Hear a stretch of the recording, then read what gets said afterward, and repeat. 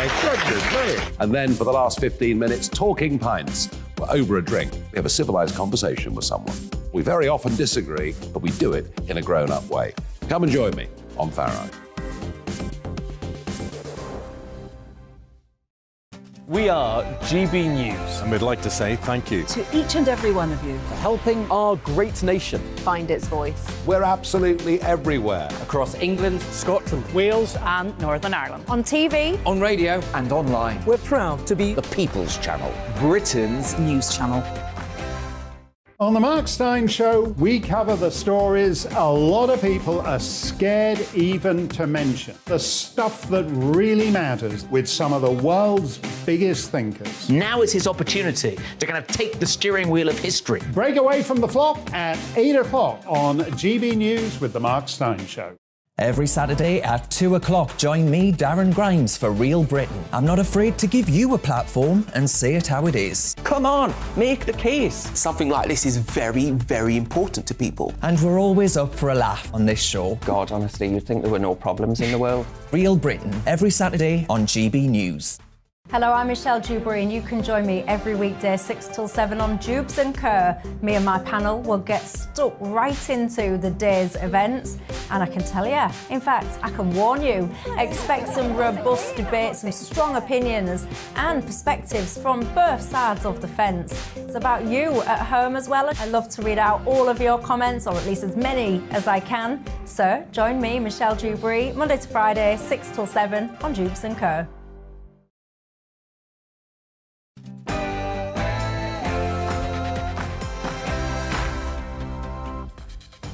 Hello and welcome. You're watching and listening to Alastair Stewart and Friends, but of course it's with me, Angela Rippon, while he takes a well-earned rest.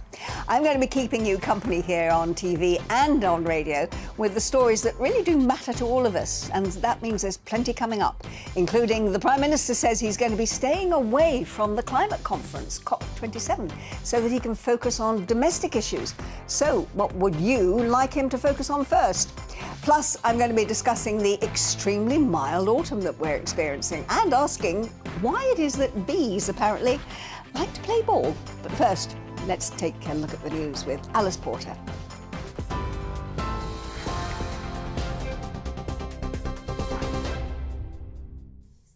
Good afternoon. It's midday. I'm Alice Porter in the GB newsroom. We'll start with some breaking news. Authorities are responding to a serious incident at a migrant processing centre in Dover. Border Force and military personnel were seen extinguishing a fire at the perimeter of the facility.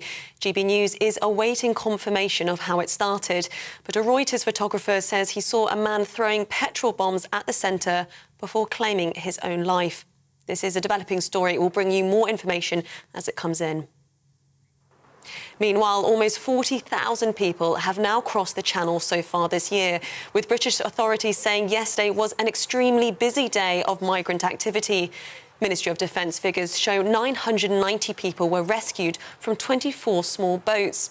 Sources have told GB News that officers are responding to 5 boat sightings today and that French authorities are dealing with one dinghy in a difficult situation. A period of national mourning has been declared in South Korea following a deadly stampede which killed more than 150 people. 22 foreign nationals from 12 countries are among the victims who were crushed during Halloween celebrations in Seoul. Most were in their teens and 20s. More than 80 people were injured. The country's president, who visited the scene, has ordered a thorough investigation into the cause. Australian Nathan Tavaniti described a wave of people in a narrow alley. One of his friends died. There's so many people. What are you going to do with 10 people? Yeah. And I had to turn around and I told the crowd, you can't come this way. People are dying. Because I already knew how bad it was. And people were being so rude. And I had to tell them, you can't come this way. And then it took so long for emergency services to arrive. serious security concerns have been raised following reports the phone of the former Prime Minister, Liz Truss, was hacked. The government has been urged to launch an urgent investigation into the apparent breach. Citing unnamed sources, the Mail on Sunday says spies suspected of working for the Russian president gained access to sensitive information while she was running for the Tory leadership. It also claims up to a year's worth of messages were downloaded, including top-secret details about Ukraine. The Levelling Up Secretary has rejected calls for the government to publish documents on the Home Secretary Suella Braverman's security breach. It comes after Labour said it would try to force the government to publish its assessment on the breach as the backlash grows against her reappointment. Both Labour and the Lib Dems have raised national security concerns and called for a Cabinet Office probe. Speaking to the BBC Sunday with Laura Koonsberg, Michael Gove insisted he's more than satisfied with her reappointment. Resigning, accepting responsibility, apologising, and then in being assured by the Cabinet Secretary and the Prime Minister that Suella coming back into office was the right thing, that Suella is now in a position to do the work. The Bank of England is expected to unveil its biggest interest rate hike in 33 years as it works to tackle inflation. Economists believe the Monetary Policy Committee will increase the rate by 0.75 percentage points to 3% on Thursday. It comes amid warnings that spending cuts and tax hikes under the new Prime Minister could lead to a deeper recession. The US has again accused Russia of weaponizing food after they suspended a UN-brokered Black Sea grain deal. Moscow's move follows a claim that its fleet in Crimea was attacked by drones.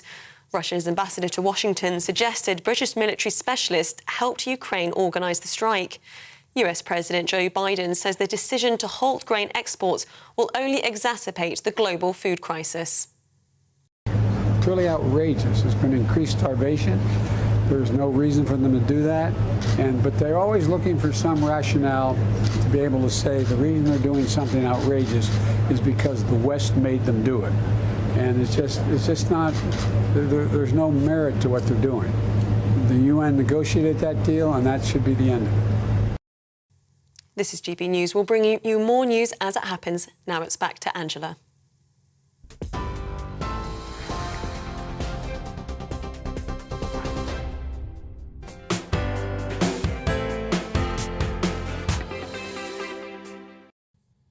Thanks, Alice. Well, as the clocks changed overnight and gave us an extra hour, it also gives us a bit of a brief moment to pause and take in all the turmoil that we've seen in British politics over recent weeks and months.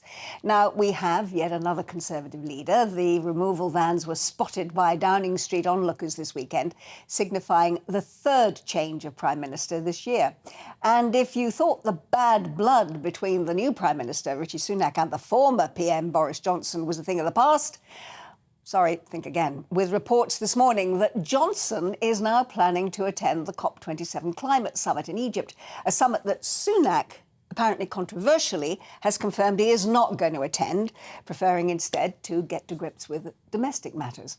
Now, if the reports are true, should we be generous and assume that Boris is simply wanting to help the PM out? Or is he trying to undermine Sunak's leadership even before he's barely out of the starting blocks? Now, there have also been disturbing reports this morning that Sunak's predecessor, Liz Truss, had her personal telephone hacked. Now, the government have been urged to investigate, but with that and Suella Braverman's emails, concerns over national security are looming large. All of this, and there are warnings that 2010-style austerity measures are ahead of us. How will the Chancellor, Jeremy Hunt, cover the £50 billion financial black hole in the UK economy with this autumn statement? Well, today, we'd like to hear from you about the issues that really matter to you. What do you want the Prime Minister to focus on first? Is it the triple lock on pensions? Reforming the social care system? Looking after nurses and our NHS? We're going to be unpacking an awful lot of that today with a lineup of really top guests from the worlds of politics and economics. Plus, I will be joined by a nurse who knows exactly what it is like to work in the public sector and has very strong feelings about how we can reform the NHS. So all that and a lot more. And I've also got special pumpkin recipes to share with you as this is Halloween weekend. I've got the cookery book here somewhere. As always, we would also love to hear from you. So please do send us your views or your questions on the stories that we are covering today. Very simple. You get in touch with us at GBViews at GBNews UK.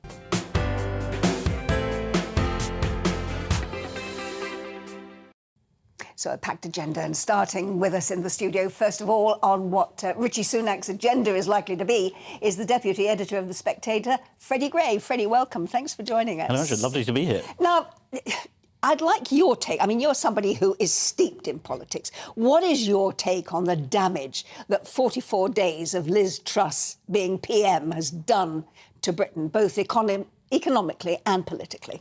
Internationally and at home? Well, internationally, there's no doubt it was bad. I mean, I think since Brexit, the international media is in a kind of mood to be rude about Britain, to condemn Britain and to talk about Britain as though it's a basket case economically. I think Liz Truss's premiership helped them do that. And certainly the sort of never-ending chaos in the Tory party and the British government since Brexit hasn't helped. And Liz Truss is seen as a sort of culmination of that. In the short term, or the medium term, as people love to talk about the medium term at the moment, I think she's actually done Rishi Sunak a great favour. Let's imagine that Rishi Sunak had won the contest in the summer.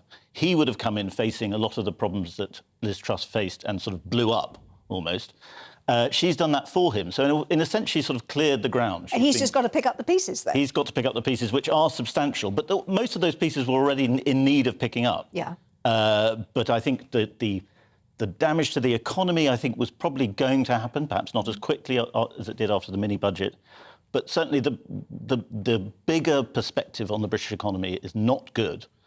He now comes in as someone who's seen to be fixing the mess, and he's seen as a pragmatist and not an ideologue. And people seem to like pragmatists at the moment, and they fear ideologues, even though Liz Truss, I think, was unfairly dubbed an ideologue, because actually she didn't really stand for much. But do you think we're going to see the end to what's being dubbed the pantomime and see some proper politics coming out now? I think you'll certainly see efficiency and organisation. Rishi Sunak is famously a hard worker. Even at his school, Winchester, he was well known for being sort of having great plans. He is extremely diligent and hardworking. I think you will see more professionalism, certainly. His team are more professional.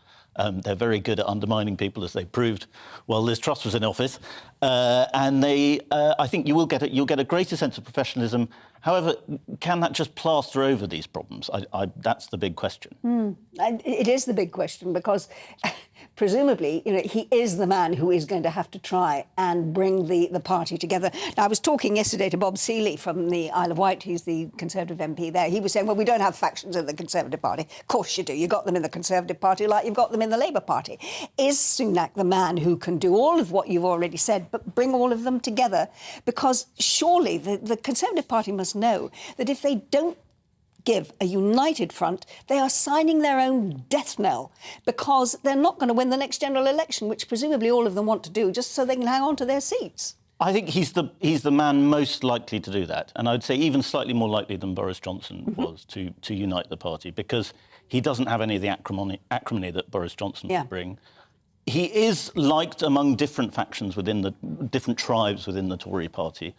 He's also resented within different tribes of the Tory party, and a lot of the Johnson loyalists feel very bitter towards him still. And it's worth remembering what a sizable part of the party they are, even if they're now slightly ousted. There's also Penny Mordaunt and her faction, who might be a little bit bitter about being overlooked. She did have a face like thunder when she came out of number 10, didn't she? She didn't look happy, no. No, she was not a happy bunny. Not happy bunny. And I think she felt her time had come when Liz imploded. And it hadn't. No. I think she's struggling to deal with that, perhaps. But most of them must recognise that they do have to come together, because I think at the moment the polls are showing that the Labour Party have got something like 50% of the voting public, and the Conservatives 25%. There's definitely... Well, Tory MPs love to talk about the need for discipline. Yeah. Party discipline has been lost. I mean, it's been said they're ungovernable. They're ungovernable, but what they do is they sort of coalesce briefly and say party discipline has to come back. Now's the moment. They even did this with Liz Truss, remember? Yeah, yeah. And it doesn't last very long, because the factions are at war with each other. And they know what they stand for? Are they a small state party anymore? or are they a big stick party that tries to appeal to red wall voters in the north? They don't have a clear ideological idea. Rishi, to his credit, was on board with Boris's sort of more Macmillan worldview, but again, when push comes to shove on something like the NHS, are they going to ring fence it forever? It seems like they are.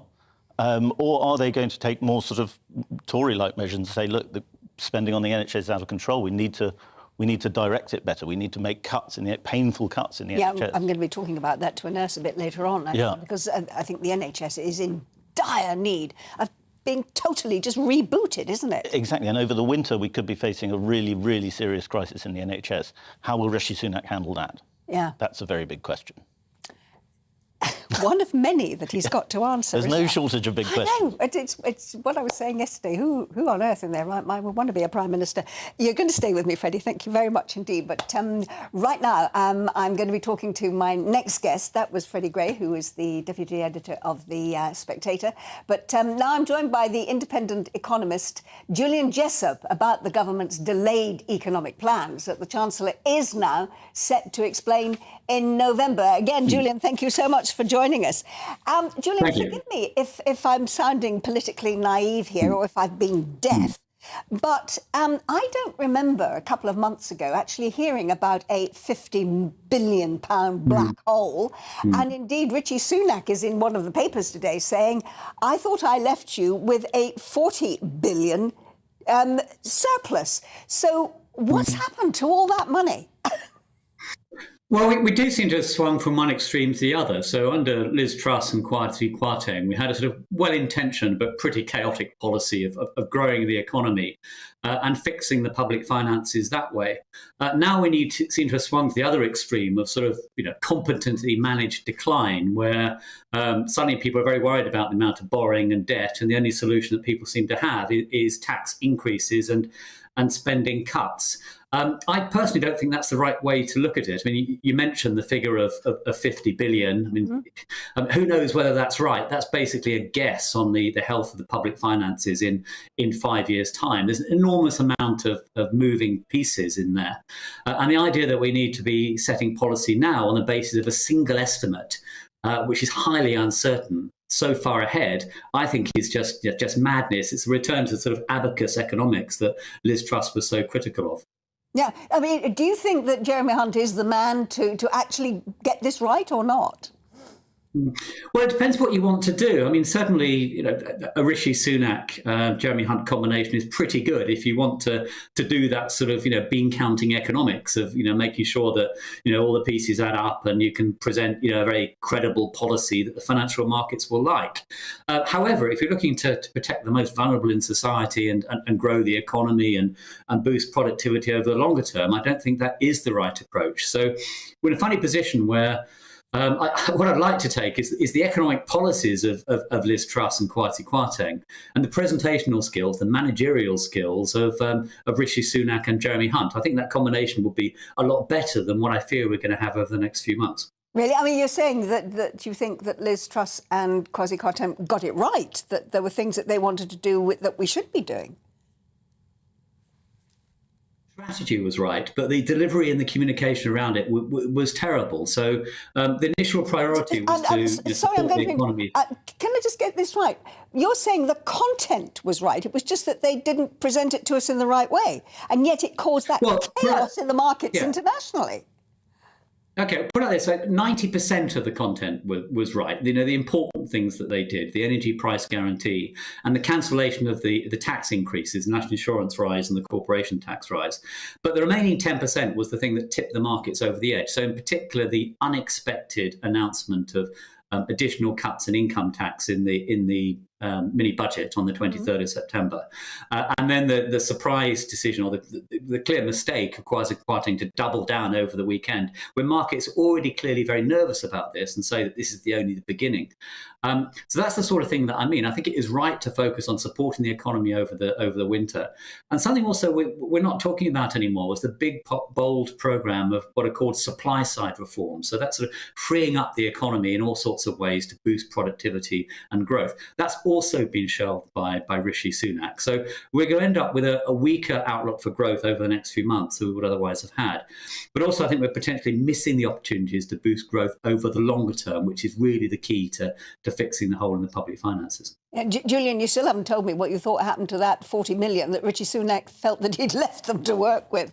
We don't know where that money's gone, do we? Or was it ever there in the first place? I don't really believe any of these numbers, to be honest. I mean, these are economic forecasts. I'm an economic forecaster myself, and I think there's a real danger that you fixate on a single number and say this is the correct number. Yeah. The reality is that there's all sorts of things that feed into this: growth, inflation, unemployment, the global economic backdrop, the outlook for interest rates, all sorts of things. I think it'd be far more sensible if we looked at a range of different scenarios rather than just focusing on a single number and saying this is the figure that the new Chancellor has to hit. Yeah. Now, let me just read something to you that I read today, which said that there's a backbench Tory is saying we're going to have 10 days of calm before Hunt announces that he's cutting the budget and raising taxes. And after that, all hell is going to break loose. Now, if you think that's going to happen, what do you think Hunt is going to put in his budget that's going to produce that scenario? Well, I certainly think there's a risk. At the moment, we're in a sort of honeymoon period for the new government. So we have, political stability in the sense we finally got a Conservative leader who might last at least until Christmas and hopefully till the next election.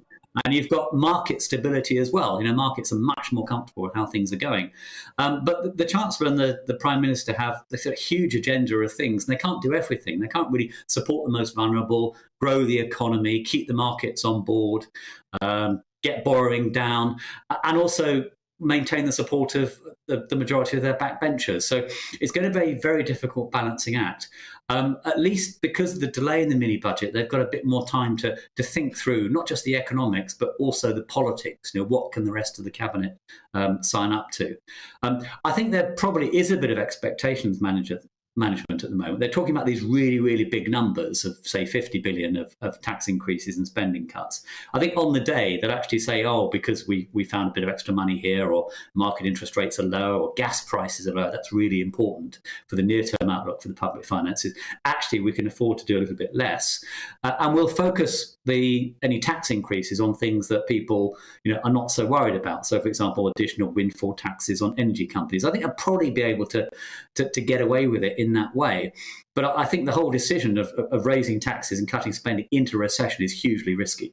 Yeah, Julian, thanks very much indeed for that. And I think an awful lot of people are hoping that Richie is going to last longer than Christmas. I think that I don't think any of us could go through yet another prime ministerial vote. Julian, thank you very much indeed for joining us. But I'm joined now by Karen Barrett. She is the founder and CEO of unbiased.co.uk, which actually helps people manage their savings, their mortgage and their pensions. Karen, in the light of what we've just been talking about with Julian, I think one of the big bear traps at the moment is the triple lock on pensions, isn't it? Obviously, they've got to decide whether or not they're going to stick with the triple lock, which means giving pensioners a rise of about 9%, which is in line with the cost of living, or do they take it down to, 3.5%, basically that, which is the cost of living rise in prices. What do you think the government should be and can do, bearing in mind that we have got this 50 billion black hole? Yeah, absolutely. Hello. My view is that Sunak's recent refusal to commit to the triple lock does cast significant doubt on whether this is going to be happening in the future. I think it's probably one of the key reasons why the government has pushed back on the autumn budget. And, either way, this is a big decision. But as you've already discussed, there's a lot of big decisions to be made. Just to really explain what's happening, the current rate of inflation is at a 40-year high. So that's putting pressure not just on pensions keeping up to date, but also wages and benefits. So it's not just pensioners that I think Rishi Sunak is looking at here. He was Chancellor post-pandemic when they did remove the wages element of the triple lock. So he's got previous, if you like, on this, where pensioners would have got this year an 8.1 increase, and they've actually only been getting a 3.1% increase. So he's been here before and he's made that call. So I do think that there's pensioners out there should be concerned. What can he do? I mean, I've seen numbers 35 billion, 40 billion, 50 billion. the paying a 10.1%, which is actually the figure that the pensions would go up if he pegged it to inflation as per the triple lock, is very, very costly. And as you've already stated, there's calls for NHS, resources going to universal credit and other groups. So I think there's some very difficult decisions ahead of Rishi Sunak. It's a minefield, isn't it? An absolute minefield. I mean, could there be a compromise? Could he sort of find a figure in the middle between the 10% and the 3% that would be acceptable? And I think this is what is going to be most likely, looking at pegging it with a percentage of earnings. I know that the policy think tanks have looked at this and seen that in the years ahead, he could possibly make a 5 billion saving next year and an 11 billion saving the year after if he was to do that. But I think it's interesting because pensioners are a unique group where they can't go out and add to their incomes, whereas other groups, the working population, can do that. So pensioners are vulnerable in that way. And whilst they won't be hit with mortgage hikes like the majority of people, they will be hit really hard by fuel and food hikes that we've seen. And the state pension isn't large by any means. You know, if we do go with the double-digit inflationary rise, if we'll push it over the £10,000 annual number for the first time ever, that isn't a huge amount of money. And I do think that the people who are relying on the state pension don't really have a lot to work with, and so are in a difficult situation.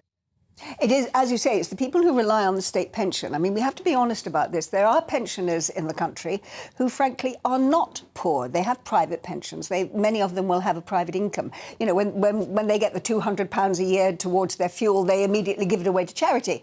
Because lurking in the background is the argument for, and I hate the term, but it's a kind of means testing, in that there are some pensioners who actually, let's be honest, do not necessarily need this extra money, while there are millions who are facing poverty. Is there no way of actually being able to find a way of ensuring that the people who really need the money get it, and those who don't can actually survive at least another year on what their private pension and state pension gives them? I think, Angela, that idea has got merit, absolutely, because I know the swathes of the population who are pensioners who don't actually need that level of state pension to add to the pensions that they've already got. So I think that releasing those funds and giving it to those who are more in need is a great idea.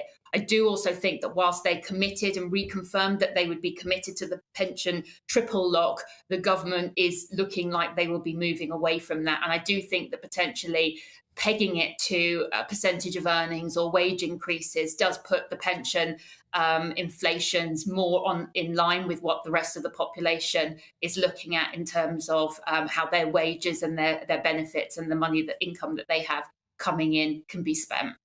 Yeah, and I mean, very briefly, we can't get away from the fact that there are people in this country, not just pensioners, but many others, who are living on the breadline. Absolutely. And this is why this is such a big decision, because many people are relying on state pension alone, and it is not a big number.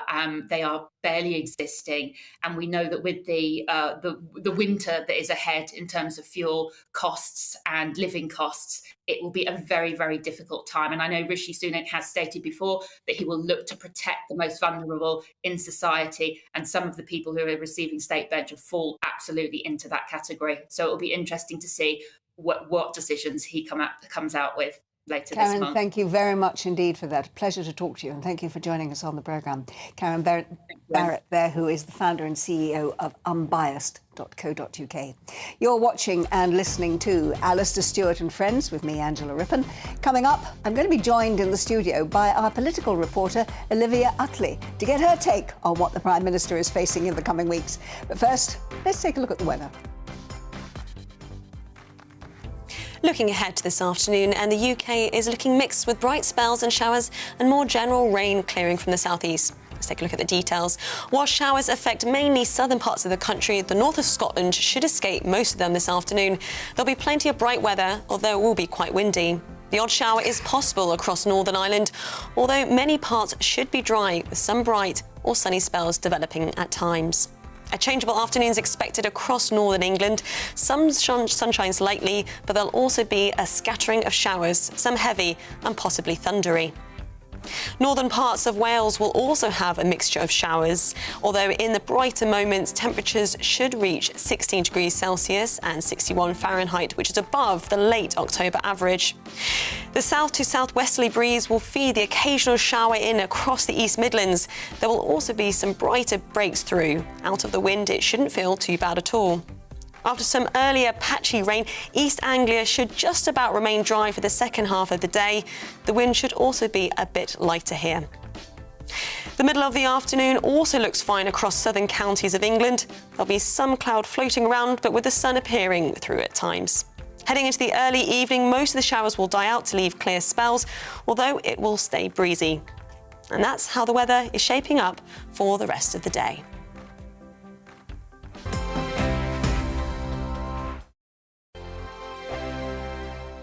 Every morning from 6 o'clock, we'll wake you up with GB News Breakfast with all the stories you didn't know from the night before. So whether it's serious news, entertainment, or your own views from all over our great nation, we're here to kick off your day with a smile. And the national media should be reflecting and reporting what's happening here. You will notice the northwestern accents. Whether you're with us on TV, radio, or online, every morning, it's breakfast from 6 a.m. Hope you can join us. I'm Dan Wootton. Join me Monday to Thursday from 9 to 11 for the feistiest and most fun news debate on TV, where free speech reigns. I'll bring you a sharp take on the day's biggest stories, bombshell newsmaker interviews, and A-list guests. And I guarantee you, no spin, no bias, no censorship, and no reason to go to bed. That's Dan Wootton Tonight, Monday to Thursdays from 9 on GB News. Hello, I'm Simon Evans. Join me on GB News for Headliners at 11 p.m, where I'll be joined by two of the country's top comedians as we take a look at tomorrow's newspapers tonight. If it's a big story, we'll be covering it, I guarantee, but we'll also have some fun along the way. That's GB News Headliners at 11 p.m. We won't put you to sleep, unlike some of the other paper review shows out there. So join us, 11 p.m, 7 nights a week. Hello there, it's Eamon Holmes here from Breakfast on GB News. We're not just on your television and your screens, you know. We're on DAB plus digital radio, so you can listen to your favourite shows on the move. If you've not yet listened to GB News Radio, it's very simple. We're on your radio player and TuneIn apps, on your smart speaker, phone or tablet, or online at gbnews.uk. Take us with you wherever you go. GB News Radio. You never have to miss a moment of the People's Channel.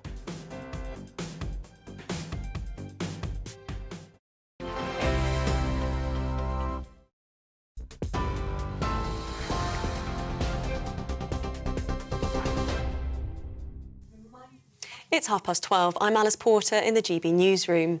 Some breaking news this hour. A man has reportedly thrown petrol bombs at a migrant processing centre in Dover. Border Force and military personnel were seen extinguishing a fire at the perimeter of the facility.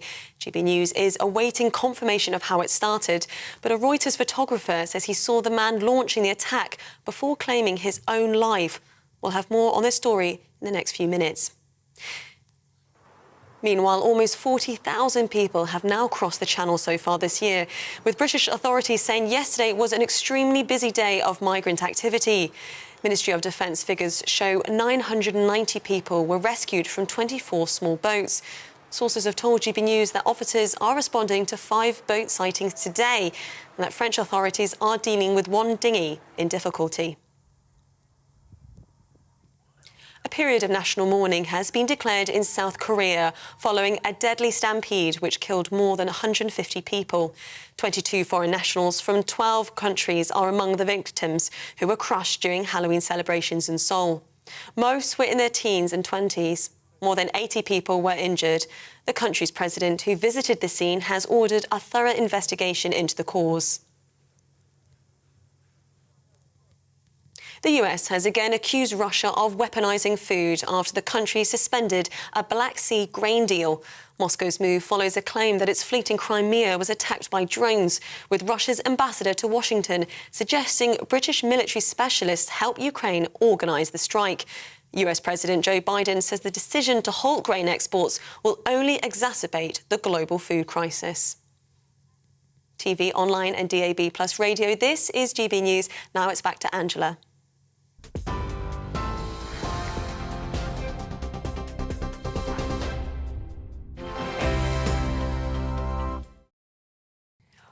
Thanks, Alice. Well, we're going to go back to one of those stories that we were just hearing in the news bulletin there. Authorities in Dover have been responding to a serious incident at a migrant processing centre in that Kent town. And the Border Force and military personnel have been seen extinguishing a fire at the perimeter of the facility. And it's reported that a man was seen throwing a petrol bomb at the centre. Now, our reporter is on the site, so let's go immediately for the latest from GB News Home Editor and Security Editor, Mark White. Mark, what more can you tell us? Well, a very serious incident that has unfolded down at the processing centre at Dover Harbour. This is the main facility where those Channel migrants who cross the English Channel in small boats are taken to initially before they're then sent to the Manston larger trouble processing centre. What we're told from an eyewitness, a Reuters photographer, is that he was there filming that processing centre, as news crews often do. He saw a white Seat car drive up to the perimeter fence of the processing centre, and then a man threw what appeared to be 3 improvised devices, petrol bombs with fireworks attached to them, according to the Reuters photographers. One of them didn't ignite, but others did ignite. The footage that we can see clearly shows Border Force and military personnel responding quickly to those improvised devices and extinguishing the flames. Then the Reuters photographer reports that that Seat vehicle moved away to the nearby petrol station, which is just a couple of 100 metres away from the main perimeter of the processing centre. At that point, very disturbingly, according to the Reuters photographer, a man described as a white man with a striped top left the vehicle, tied a rope to a metal pole, and then got back in the vehicle, put that rope around his neck, drove off. And we understand that that man has lost his life. Emergency services are still at the scene and dealing with this, as you would understand, given that this only happened quite a short time ago. There is no official word yet from either Kent Police or from the Home Office and Border Force. Mark, thank you very much indeed. What a grim story. And obviously we'll be following details of that as we go through the day here on GB News. So I'm sure that we'll be talking to you again before very long to see what sort of update we can get on what is actually happening there. But right now we're going to return to big political news of the week and the new Prime Minister, Rishi Sunak, who has an in-tray absolutely fit to burst with domestic issues. But he is still taking flack for his decision not to attend the COP27 climate conference. And then there's in-party division over the reappointment of Suella Braverman as Home Secretary. How is he going to negotiate his way through all of this? Well, someone who has been following all of these stories very closely is the GB News political reporter, Olivia Utley. How is he going to negotiate all of this, Olivia? Let's start with the Suella Braverman. I see she's being dubbed Suella Cruella in the papers today. And it's very tricky for Sunak to work out a way through this mire. I think there was hope in the Conservative Party that the wind was going out of Labour's sails a bit, but now we've seen news stories in the paper today about Suella being responsible for this diphtheria outbreak at the Manston immigration Which centre. is what we were just where we were just seeing that fire, in fact. Exactly, Yes. and there's massive overcrowding there. And the Times is reporting that it's because Suella Braverman has been refusing to either pay for immigrants to stay in hotels or to allow them to be bailed for immigration purposes. So they're massive overcrowding at this Manston centre. That's on top of all the issues. Of course, she was sacked only, what was it, 2 weeks ago now?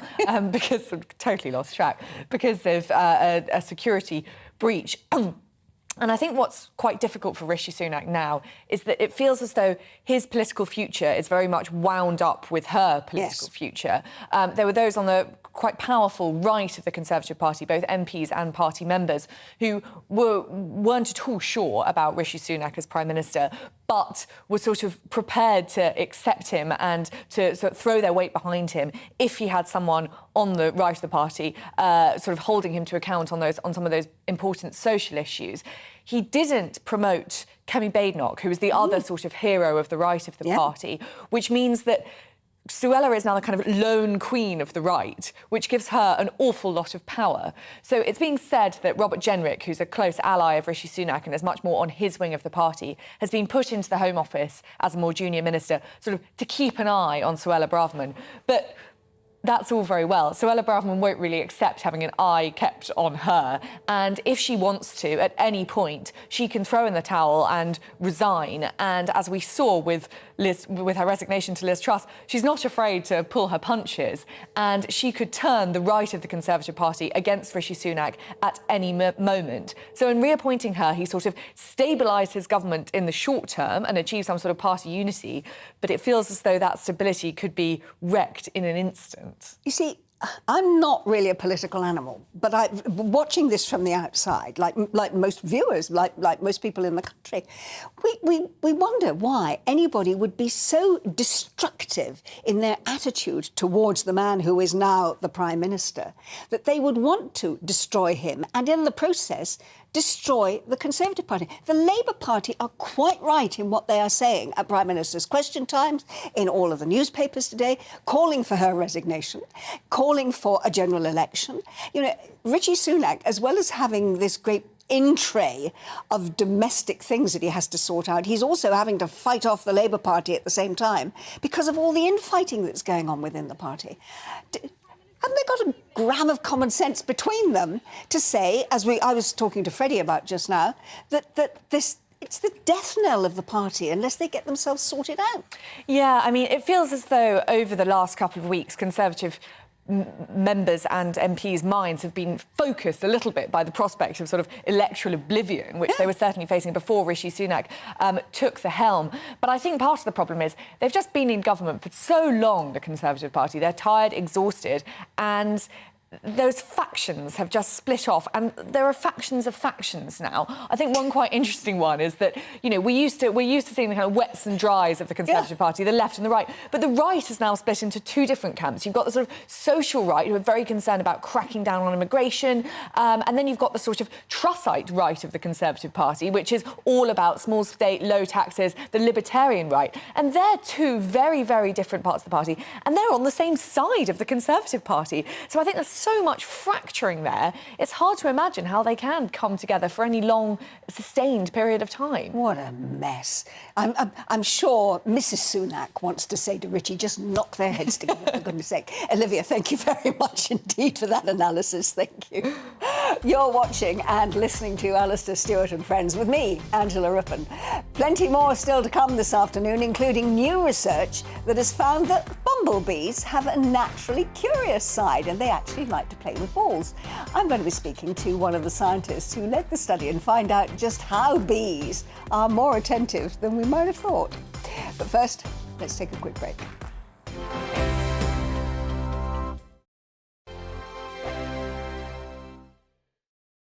Weekday afternoons on GB News, we've got the whole of the UK covered. From 12 to 3, it's GB News Day with me, Mark Longhurst. And me, Gloria Di Piero. You'll get the very latest on everything that's been going on across our great nation. And from 3 till 6, watch out for GB News Live with me, Patrick Christys. I'm not here to mess around with all the biggest topics and guests. You will always be up to date. GB News Day and GB News Live from 12 p.m. Only on GB News. The People's Channel, Britain's news channel. Hi there, it's Stephen and Anne. At breakfast from 6 a.m, you'll always be caught up with everything you need to know. The latest headlines, opinions and debates. We'll bring you the good news and the bad, but most of all, we're here for you. Remember, send in your views and let us know what you would like us to talk about. That's because we're your news channel. And every morning at 6 a.m, it's breakfast on GB News. Join me, Nana Akua, on Friday, Saturday and Sunday afternoons on GB News. Expect fiery debate and passionate discussion as me and my panel tackle some of the biggest topics hitting the headlines. It's a place for everyone's opinion.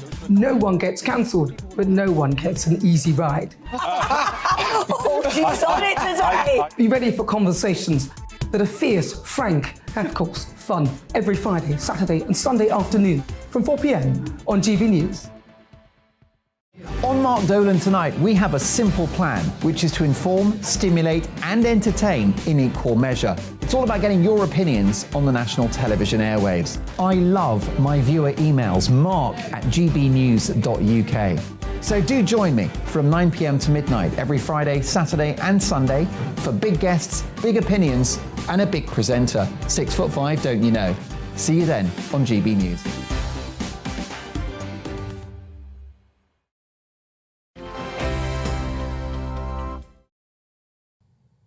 Welcome back. It's 17 minutes to 1 and you're watching and listening to Alastair Stewart and Friends on GB News with me, Angela Rippon, just sitting in for Alastair this weekend. Now, you've been getting in touch on our big topic of the day, Rishi Sunak's current in-tray left by the last administration. Which domestic issues would you like him to solve first? Well, Anthony says, right, Rishi Sunak as PM is like a replay of David Cameron. That is another government of austerity. I've always voted Conservative, but if he cancels the pension triple lock, I'll never vote Conservative again. Even if voting for the Reform Party will put us through the suffering of a Labour government. I live alone as a single pensioner, and it costs me the same to heat my flat as 2 pensions. And then we've got Dan, who says, energy and the care home system is important to me. Unlike domestic use, care homes are classed as a business. A typical care home of 50 residents already spends about £50,000 annually on gas and electricity, but the coming hikes could mean operators paying double that. Care homes are unable to turn heating off, and no matter what price, it is running constantly. And finally, we've got Gary, who says, we always get strong words from the Tories, but they do nothing. Immigration for one. Look at the state of the country after 12 years. Well, do keep your views coming in, and do subscribe to our YouTube channel. You'll find us at GB News. Now, a new study has found that apparently bumblebees like to play with balls. Researchers at Queen Mary University of London designed an experiment area where 45 bumblebees, oh, doesn't that look so cute? Sorry for those of you listening on radio, but we've actually got pictures of bumblebees playing with little plastic beads. And apparently they were given the option of either walking through an unobstructed path to get a treat or going to the areas where there were wooden balls. They found that the insects showed their playful side by repeatedly rolling the balls, despite no apparent incentive to do so.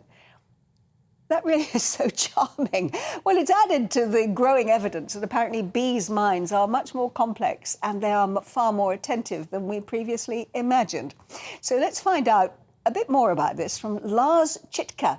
He's a professor of sensory and behavioural ecology at Queen Mary University of London, and he was the leader of the Bee Sensory and Behavioural Ecology Lab, which led to the research. And he's joining me now from Mexico City. Thank you so much, Lars, for joining us. First of all, just tell me, what was the whole point of this research? So we've been studying for decades the intelligence of bees, their problem-solving skills. We've discovered that they can count, that they can recognize images of human faces, that they can even use tools in a simple kind of way. And one of these tool use studies a few years ago involved rolling balls to a goal area. Mm-hmm. And of course, the bigger picture there is how much intelligence can you squeeze into how tiny a brain. But after all this work on bees' intelligence, of course, one question that we've been repeatedly asked by students and also by the public is, well, if they're so smart, maybe they're also sentient. Maybe they can feel things, enjoy things. Maybe they have the capacity to suffer. And in this ball rolling study some years back, when bees got a reward if they got the ball to the right goal area, we also found that some bees just appeared to roll balls for no apparent reason when there was no reward present. And this became the focus of the study of our PhD student, Samadhi Galpayage, who then turned this into a study specifically looking at the question of whether bees could be said to play, and that seems to be indeed the case. Well, now you know they can play. What are you going to do with this information? What use is it?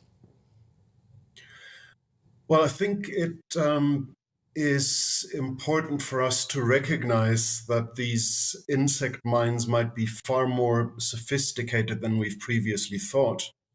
There is a common perception that bees are mindless, other insects are mindless robots without any capacity to feel things, and that this entitles us to be fairly ruthless in industrialized agriculture, where we spray all kinds of chemicals at insects, in the insect food industry, but also in industrialized beekeeping. And I think it's important to recognize that these insects are capable of feelings, and this commands, I think, some respect in how we treat them. Well, I'm glad you mentioned that because, I mean, you will know, as I do, that bees are under threat worldwide because of pollution, the use of pesticides and all sorts of other things. And it does beg the question, would it not have been more worthwhile to look at how you can keep bees alive rather than keeping them entertained? Well, we do a bit of both. So I think the importance here is that people, I think, as you said, are now generally aware that we need to conserve bees because we need them to pollinate our crops and our garden flowers and so on. But there is a different aspect, I think, to their conservation as well. When you think about Siberian tigers and pandas and so on, people empathize with their plight. They realize there's a need to help them because we realize that they might suffer from the deterioration of their habitat, from the fact that they might find it difficult to find mates in their deteriorating environments and so on. So we empathize with them. Whereas with bees, the emphasis on conserving them is only through their utility to us humans so far. And I think this research shows that there is another dimension there, that they're also quite likely sentient creatures that deserve our empathy. Well, I think, Lars, that those pictures, and sadly our listeners on radio can't see them, but the television viewers, they were absolutely charming. Thank you so much for telling me about the research and what you're going to do with it. What I'm going to talk to now, after having spoken to Lars there, is to find out... he's written a book, by the way, which is called The Mind of a Bee, if you want to find out more about the things he was talking about. But what I'd like to do now is talk to the president of the British Beekeepers Association, Annie Robury. Annie, what do you make of this study? Thank you for joining us, by the way. It's a pleasure. It's good to be here. It's Anne Robury, by the way, but don't worry. That was fabulous from Lars. I heard him a little while back giving a lecture, and his book is superb, yes. Yeah, but what do you make of the research that he's done, though, telling us that bees can now play with balls? I mean, what's that? You are a beekeeper. Is it going to make any difference to the way you look after your bees? Everything makes a difference the way we look after our bees. We're concerned of every bee species. We want to see the habitats actually improve for them. We're worried about the way the government doesn't seem to appreciate the environment so much, and the pesticides and the neonicotinoids, the way in which the ancient fields were ripped up. These bees need habitats, and we are beginning to learn about them. The fantastic thing is that we are now learning there is much more to an insect than 6 legs, a couple of wings, and a fluffy body, if it's a bumblebee. They can teach us a lot. They can look at their society. I mean, goodness me, look at the honeybee society in a colony, and they should certainly teach us how to deal with their most important member in the colony. If it's not performing in the right way. And obviously but apart from that, I do think that the health of the honeybee is absolutely essential. Our economy... isn't it? It is essential. It's essential, actually, to keep pollinating so that we can feed ourselves, because the human race is going to be sunk without them, isn't it? So, clearly important things to be done with their environment. What can members of the public do to help the bee colonies? Members of the public can help enormously. When you're planting out flowers in your garden, leave a bit of a rough area. Leave a tiny square. Leave a little bit at the bottom of your compost heap for them to actually hibernate in over winter. Plant flowers. that are open flowers that they can actually get in. Although bumblebees are quite clever at getting on flowers such as broad beans and things, and they go into the tubular flowers because they've got longer tongues, some of them. But we do need to plant for our honeybees, because if we don't, then we are going to lose them. We've already lost two species of bumblebees this year. Not this year, I should say, in the last 50 years, I think it is. And the great yellow bumblebee used to be all over the UK in the 60s. It's now pushed to the very top corner of Scotland and is on the Orkney Isles. So we can all do our bit to make sure that they live. Bees. We've got to actually be able to learn more so that we actually can realise their importance to us. And it is very, very important. And of course... And we can all do our bit to make sure that they survive, can't we, Anne? Thank you very much indeed for joining us. Thank you so much. And good luck with your own bees. Thank you so much. Now, that was the president of the British Beekeepers Association, Anne Robury. I tell you what, you've only got to put your head outside the door at the moment to know that Britain is enjoying unseasonably warm weather this autumn. The southeast is expected to reach temperatures of up to 21 degrees next week, which in old money is about, 72 degrees Fahrenheit, which you expect in the summer. And I think the rest of the country is not going to be far off that. The average around this time of year should be, apparently, around 11 degrees. Well, telling us what's going on, I'm now joined by meteorologist and weather forecaster John Hammond. John, welcome. Thank you for joining the programme. What is going on? We are having summer in the middle of autumn. Yeah, quite remarkable. As you said, 23 degrees reached yesterday. That actually was the warmest 29th of October on record. We have had it this warm before, actually back in 2014. Halloween saw 24 degrees, and that was the warmest Halloween on record. But yeah, this is a sign. I'm afraid I'm going to have to touch on it, Angela. This is a sign of what's happening to our climate. And despite the fact that things will cool off a little bit next week, if you put it in the wider perspective of this year, it has been a remarkably warm year. If things carry on as they are carrying on now, it's going to be the warmest year in the UK on record. And you know what, Angela? The last time we had a colder than average month in the UK was way back in August last year.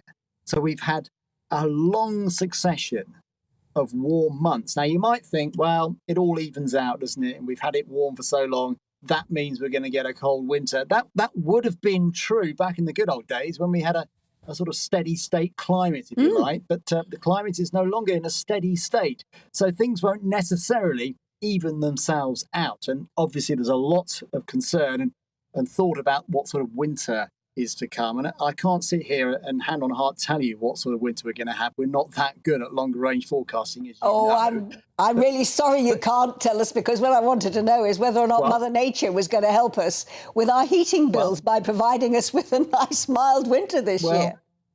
Okay, I mean, there are some hints from the longer range computer models, and the Met Office has a model and other countries have a model, and there is some consensus actually, Angela, that due to the effects of things way over in the tropical Pacific, a thing called La Nina, which is a cooling of the tropical Pacific there, that tends to have a knock-on effect on our jet stream on this side of the world. And typically when you have a La Nina, as we have now, that tends to lead to a couple of things. It tends to lead to high pressure, which means a drier pattern for the UK as we go into the early part of winter at least. And also it tends to lead to what we call a front-loaded winter. In other words, the coldest weather will tend to be at the beginning of winter, and then later on in the winter it turns milder. Now, that's of some concern, a twofold concern if you like, because as you know, it's been so dry this year. What we really want is a wet old winter. And if La Nina does what La Nina normally does, that's not good news, because it does look as if it might be a drier than normal winter. And the other thing is that if it's colder than normal, well, that's not good news given the concerns about energy supply and energy prices as well. So it's something the forecasters are keeping a very close eye on, and the stakes are higher than normal. Of course, there's always a lot of interest in what sort of winter we're going to have. John, you're doing the usual thing that weather forecasters say, which is really stick your finger up outside, that'll tell you. John, thank you so much. Come on, there's a bit of science involved. I'm sure there is. Thank you very much indeed, John. Next week, we'll be back to normal. OK. John Hammond there, who's meteorologist and weather forecaster. Now you're watching and listening to Alastair Stewart and Friends with me, Angela Rippon. Stay with us because there's lots more coming up on the show. But first, let's take a look at the weather. Looking ahead to this afternoon, and the UK is looking mixed with bright spells and showers and more general rain clearing from the southeast. Let's take a look at the details. While showers affect mainly southern parts of the country, the north of Scotland should escape most of them this afternoon. There'll be plenty of bright weather, although it will be quite windy. The odd shower is possible across Northern Ireland, although many parts should be dry with some bright or sunny spells developing at times. A changeable afternoon is expected across northern England. Some sunshines lightly, but there'll also be a scattering of showers, some heavy and possibly thundery. Northern parts of Wales will also have a mixture of showers, although in the brighter moments, temperatures should reach 16 degrees Celsius and 61 Fahrenheit, which is above the late October average. The south to southwesterly breeze will feed the occasional shower in across the East Midlands. There will also be some brighter breaks through. Out of the wind, it shouldn't feel too bad at all. After some earlier patchy rain, East Anglia should just about remain dry for the second half of the day. The wind should also be a bit lighter here. The middle of the afternoon also looks fine across southern counties of England. There'll be some cloud floating around, but with the sun appearing through at times. Heading into the early evening, most of the showers will die out to leave clear spells, although it will stay breezy. And that's how the weather is shaping up for the rest of the day.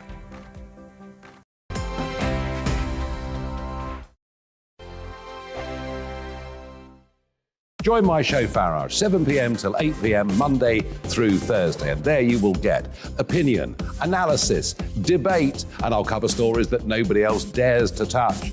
You've been cancelled. Join the club. Oh, my goodness, brilliant. And then for the last 15 minutes, talking pints. We're over a drink. We have a civilised conversation with someone. We very often disagree, but we do it in a grown-up way. Come and join me on Farage.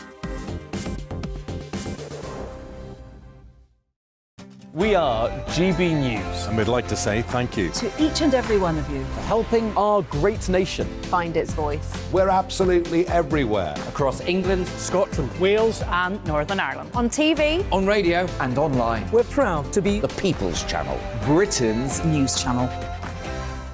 On the Mark Steyn Show, we cover the stories a lot of people are scared even to mention. The stuff that really matters with some of the world's biggest thinkers. Now is his opportunity to kind of take the steering wheel of history. Break away from the flock at 8 o'clock on GB News with the Mark Steyn Show. Every Saturday at 2 o'clock, join me, Darren Grimes, for Real Britain. I'm not afraid to give you a platform and say it how it is. Come on, make the case. Something like this is very, very important to people. And we're always up for a laugh on this show. God, honestly, you'd think there were no problems in the world. Real Britain, every Saturday on GB News. Hello, I'm Michelle Dewberry, and you can join me every weekday 6 till 7 on Jubes and Kerr. Me and my panel will get stuck right into the day's events, and I can tell you, in fact, I can warn you, expect some robust debates, some strong opinions and perspectives from both sides of the fence. It's about you at home as well. I love to read out all of your comments, or at least as many as I can. So join me, Michelle Dewberry, Monday to Friday, 6 till 7 on Jubes and Kerr.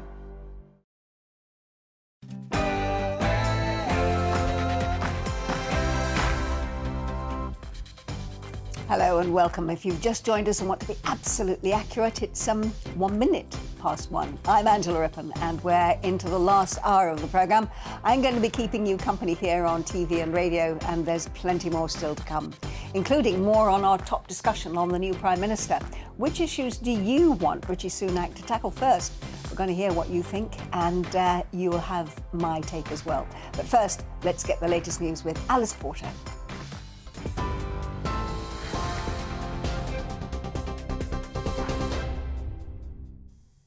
Good afternoon. It's just gone 1 o'clock. I'm Alice Porter in the GB newsroom. A man has reportedly thrown petrol bombs at a migrant processing centre in Dover. Border Force and military personnel were seen extinguishing a fire at the perimeter of the facility. According to a Reuters photographer at the site, the man pulled up in a car and threw 3 improvised bombs with fireworks attached. He then drove to a nearby petrol station where he claimed his own life. Meanwhile, almost 40,000 people have now crossed the Channel so far this year, with British authorities saying yesterday was an extremely busy day of migrant activity. Ministry of Defence figures show 990 people were rescued from 24 small boats. Sources have told GB News that officers are responding to 5 boat sightings today. A period of national mourning has been declared in South Korea following a deadly stampede which killed more than 150 people. 22 foreign nationals from 12 countries are among the victims who were crushed during Halloween celebrations in Seoul. Most were in their teens and 20s. More than 80 people were injured. The country's president, who visited the scene, has ordered a thorough investigation into the cause. Australian Nathan Tavaniti described a wave of people in a narrow alley. One of his friends died. There's so many people. What are you going to do with 10 people? Yeah. And I had to turn around and I told the crowd, you can't come this way. People are dying.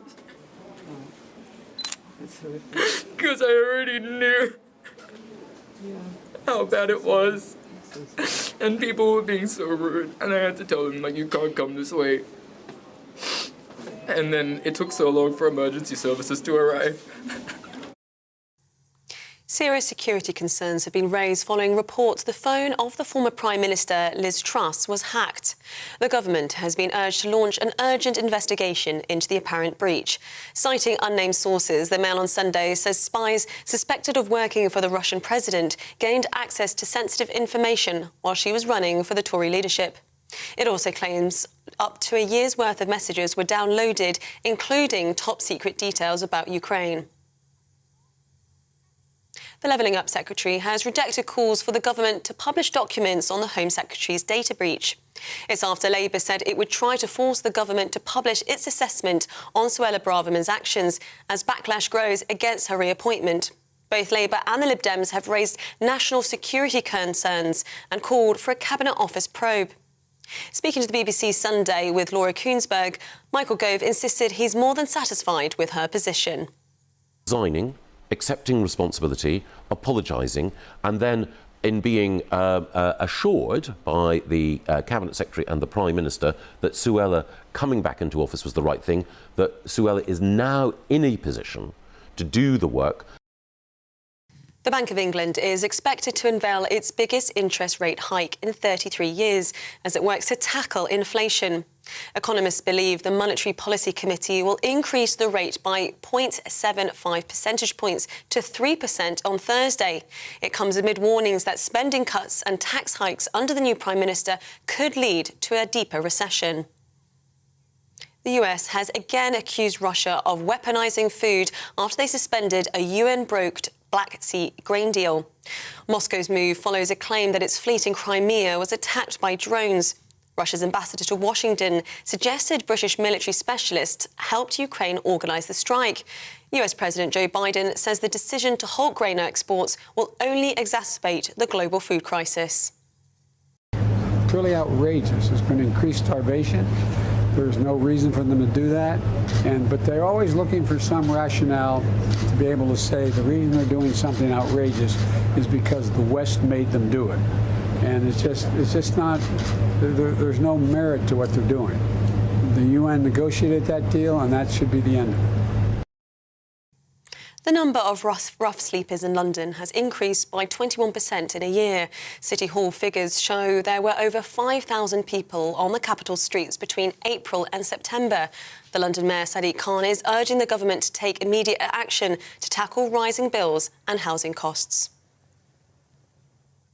This is GB News. We'll bring you more news as it happens. Now it's back to Angela.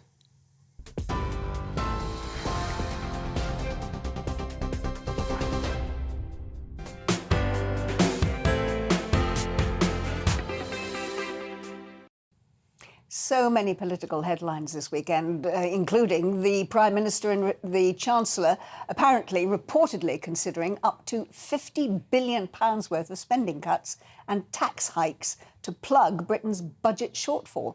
Rishi Sunak has also stated that he will not be attending the COP27 climate conference in Egypt so that he can focus on the current domestic challenges, even though his predecessor, Boris Johnson, has signalled that he is going to attend.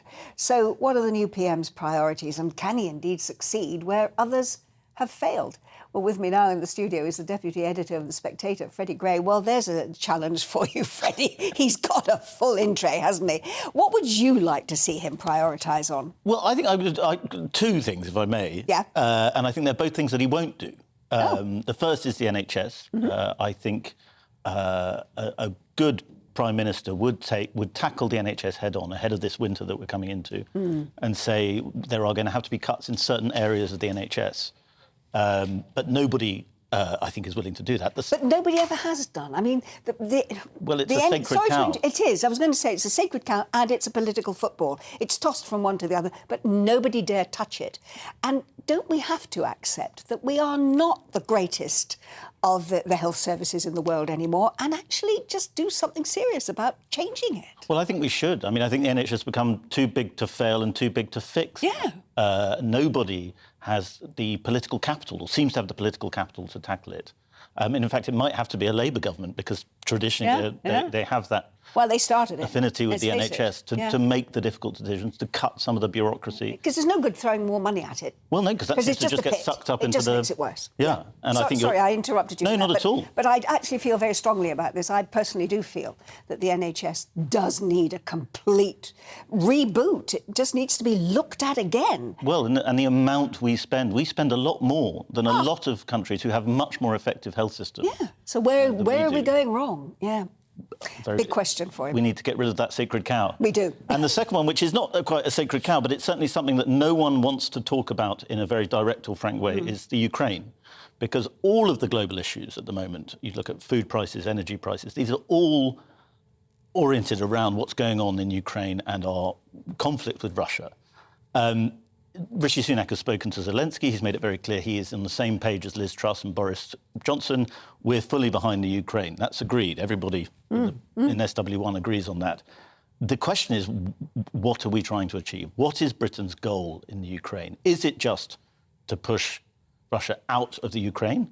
Is it to push Russia out of Crimea? Do we want to see Putin go? If so, who do we think is going to replace him? How willing are we to contemplate the risk of nuclear war, which is real? These are very, very important questions that I think a Prime Minister should tell the public about, because at the moment we are behind a war that is causing huge global problems, and we are rightly, I think, supporting the Ukraine, but we don't seem to have a clear idea of what our end goal, and as General Petraeus famously said in Iraq, how does this end? Yeah. That's the question one should always ask about every war. Yeah. We're not asking that question at the moment. No. Here's a thought. Boris Johnson is revered in the Ukraine. Is there the possibility that Rishi Sunak should actually think about giving Boris Johnson a role to play as a special envoy to the Ukraine, or whatever? Not necessarily having him back in the cabinet again, because that would cause ructions, wouldn't it? But giving him a role to play in this, where he is revered. They love him in Ukraine, and they really feel he can do so much for them. Well, it might be a very clever move from Rishi Sunak. It would get him out the way, and he's already causing trouble, as we can see, even though he's trying not to, apparently.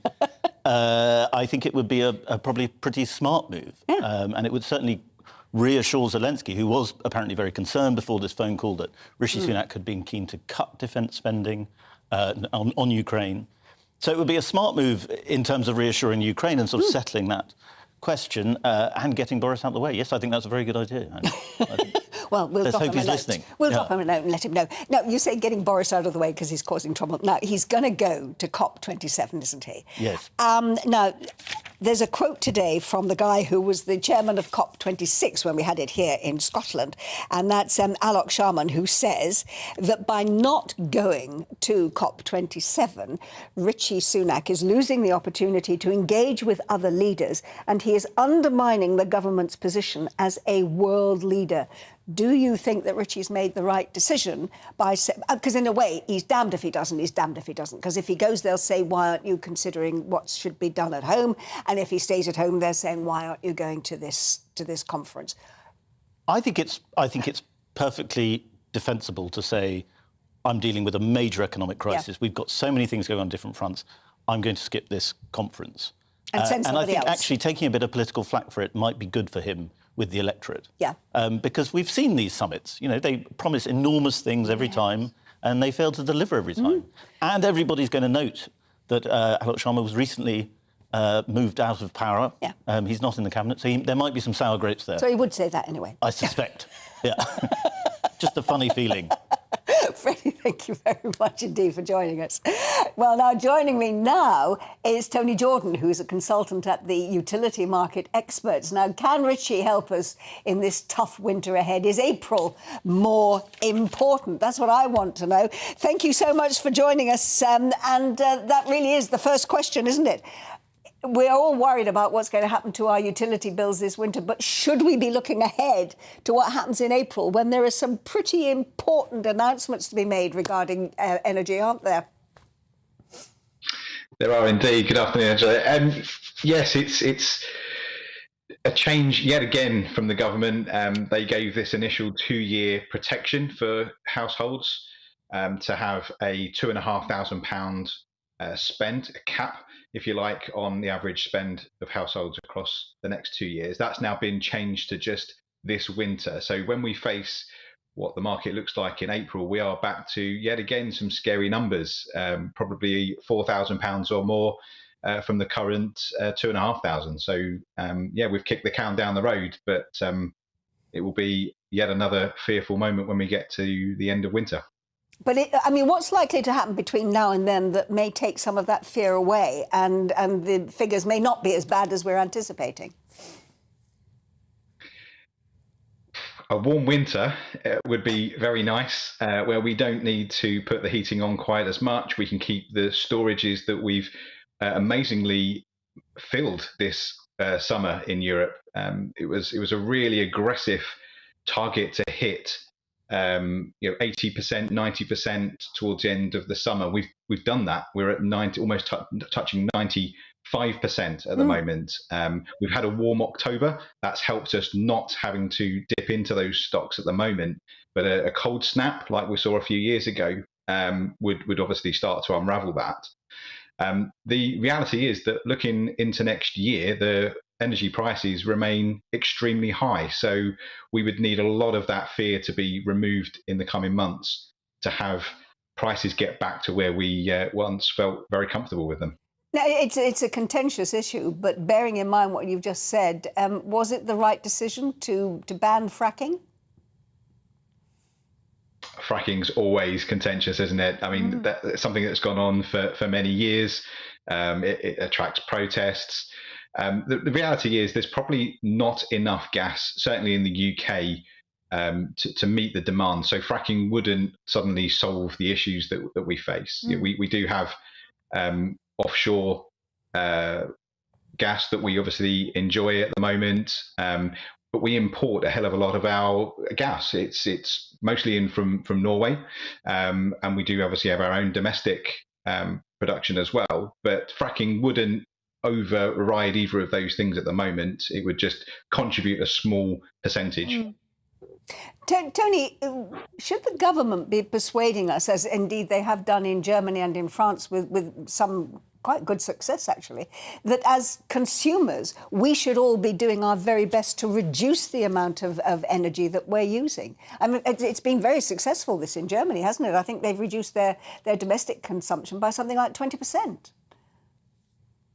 Well, I think we're probably seeing some of that play out right now. With the warm weather that we've enjoyed so far in October, that's likely meant that people haven't yet turned their heating on in any aggression. So we will start to see some reports of perhaps energy saving measures, people not really using what we expect them to use so far.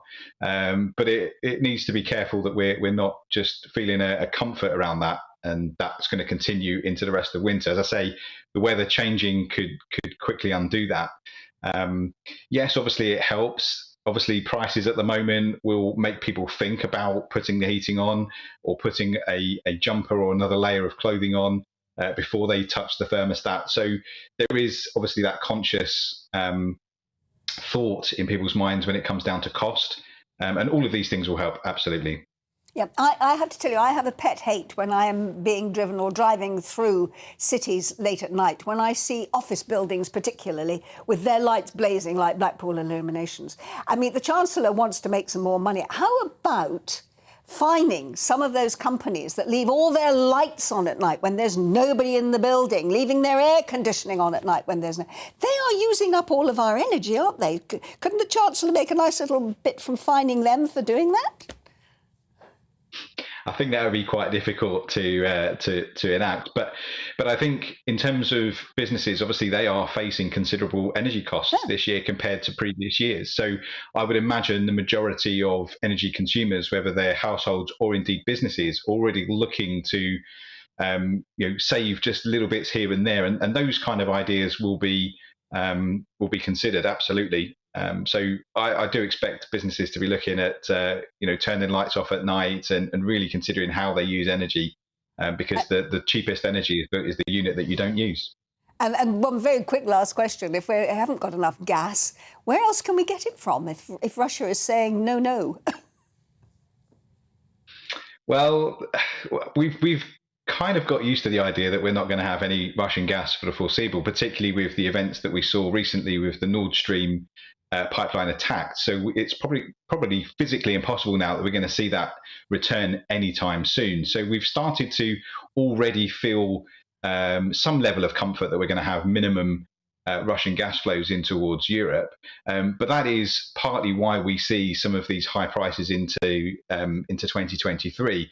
We still need to refill whatever we use this winter in terms of European gas stocks, and that's in everybody's mind at the moment. Where is that gas going to come from? LNG is probably going to be the favoured alternative. OK, Tony, thank you very much indeed for that. That's Tony Jordan, who's consultant at the Utility Markets Expert. Now, I'm going to talk now to Jeff Butcher, who's Chief Executive of Blackadder Corporation, which owns a number of care homes, because we're talking about where the Chancellor is going to try and make money and where he's going to have to spend money, and indeed the fact that Rishi Sunak has got so many things to sort out. Jeff, thank you so much for joining us. And I know the care home industry is one area that I think for years, and I think you will agree with me, has been woefully underfunded. And so what do you want the Chancellor to do to actually start to put that right?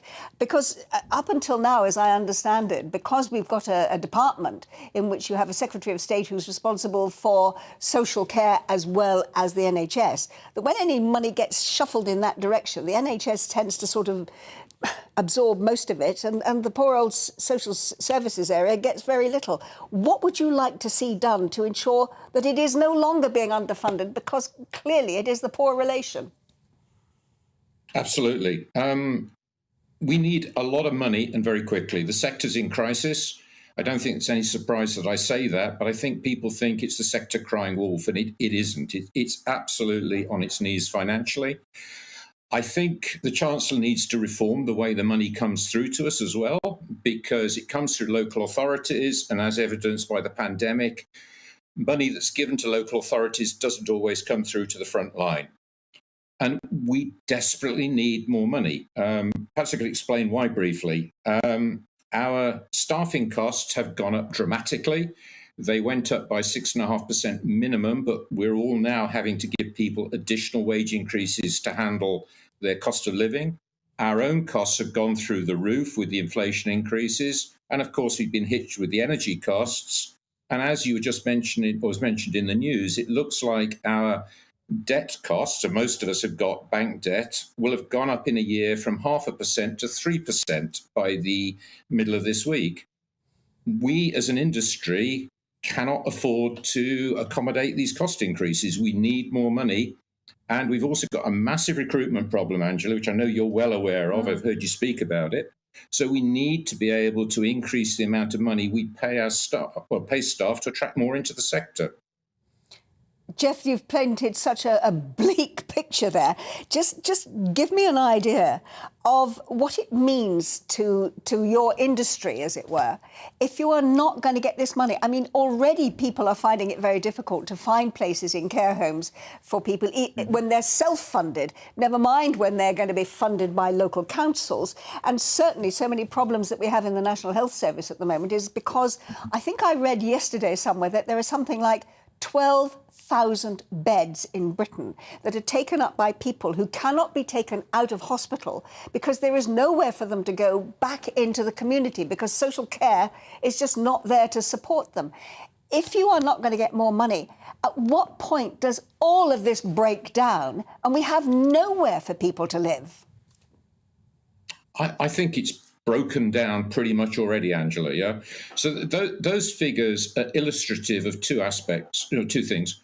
One, that domiciliary care providers who service the public sector, service local authorities, in general are handing back contracts because they cannot afford to provide domiciliary care, which is the main area which hospitals discharge into. In terms of care homes, the residential element of that, local authorities do not have enough money in absolute terms, but equally, the base rates that they offer providers are not enough for the providers to be able to take people on discharge. Let me interrupt you for just 1 second, Jeff, because we hear this all the time. Put this into figures for me. How much does it actually cost, honestly, for someone to be in a care home, a residential home, compared with how much the local government are prepared or even able to pay you? Big question, Angela. Yeah, if you're looking at someone in a residential home accepting nursing, probably it costs about £900 a week now to provide good quality care and accommodation. Very few local authorities pay more than about £650, unless you negotiate on a resident-by-resident basis. As you move through residential with dementia into nursing and nursing with dementia, then a care home's costs go up, and you're probably looking realistically around about £1,100 a week. And local authorities, even with the FNC contribution, tend not to offer as a base rate more than about £825, £850 a week for nursing residential. So there's a huge gap. Which is why so many, as you say, so many, let's call them council-run homes, have to close because it is economically not possible for them to continue.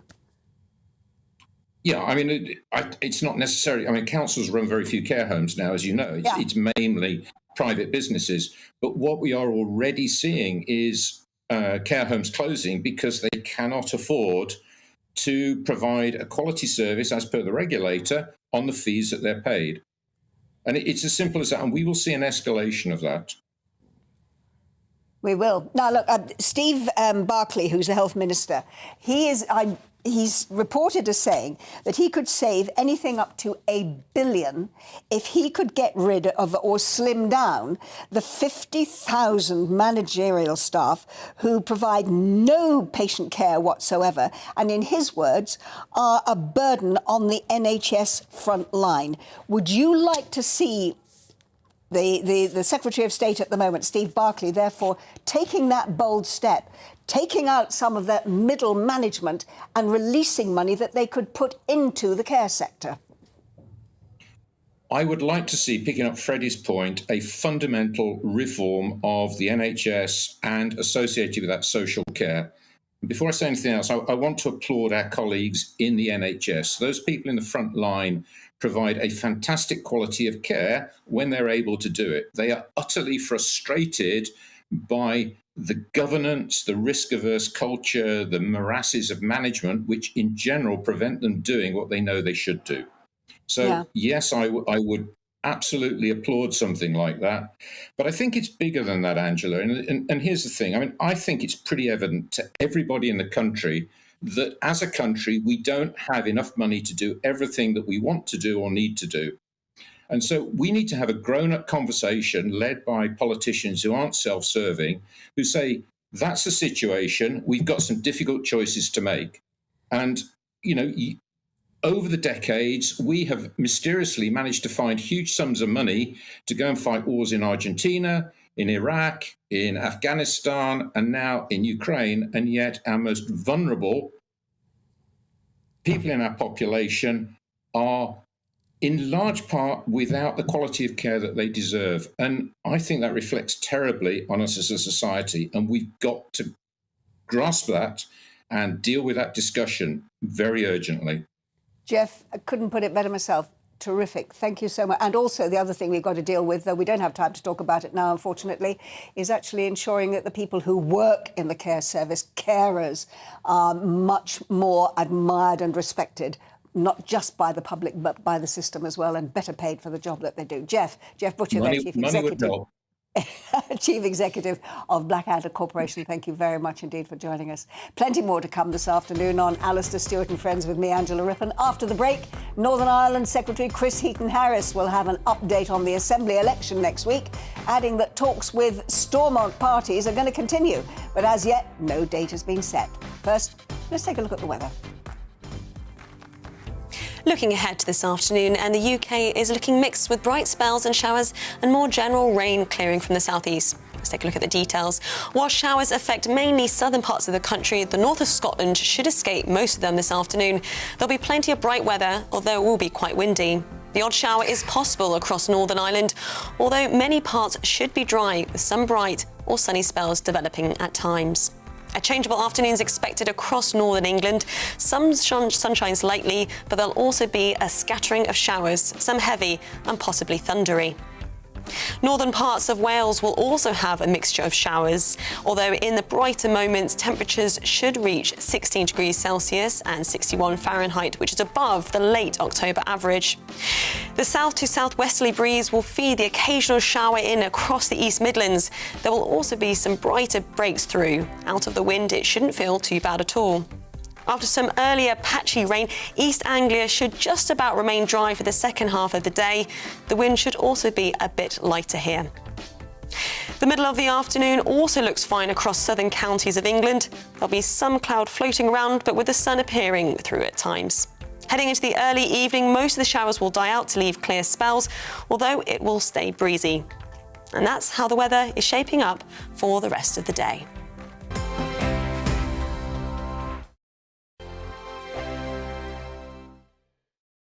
Where would you like to go? Just take me to the studio, please, Matt. You know where you're going. I've got a show to do. Friday Night Feast on GB News, 7 p.m. And it's like nothing you've ever seen before. We take a different angle on the week's biggest news stories. The viewers and listeners set me some absolutely mad challenges to do. We're trying to rehome a rescue dog. And yes, there's some other wacky stuff in there as well. I feel like I could take on the world. Well, that's that. Friday Night Feast with me, Patrick Christie's, every Friday, 7 till 9 p.m. on GB News. Be there. I'm Mark White. As GB News Home and Security Editor, I cover those key issues that are so important to you. Our authorities, our communities doing all they can to combat violent crime. With the public services under unbearable strain, why are we still failing to control our borders? Defence, the first priority of any government, has been continually hollowed out. Can we trust our politicians to protect the armed forces? Join me, Mark White, on GB News.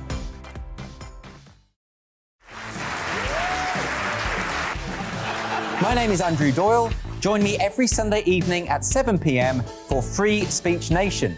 This is a show where we address current affairs and news stories of the week with the help of two wonderful comedian panellists. I brought in comics because I want to give it a lighter edge, and also they work for less. See you there.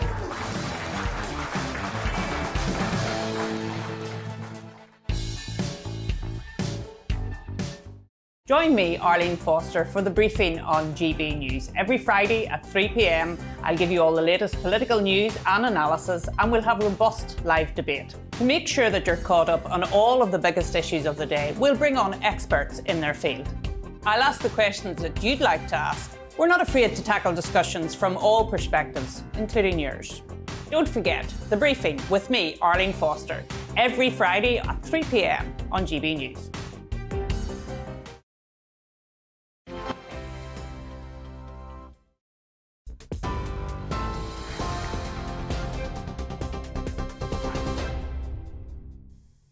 It's just gone 1:30. I'm Alice Porter in the GB newsroom. A man has reportedly thrown petrol bombs at a migrant processing centre in Dover.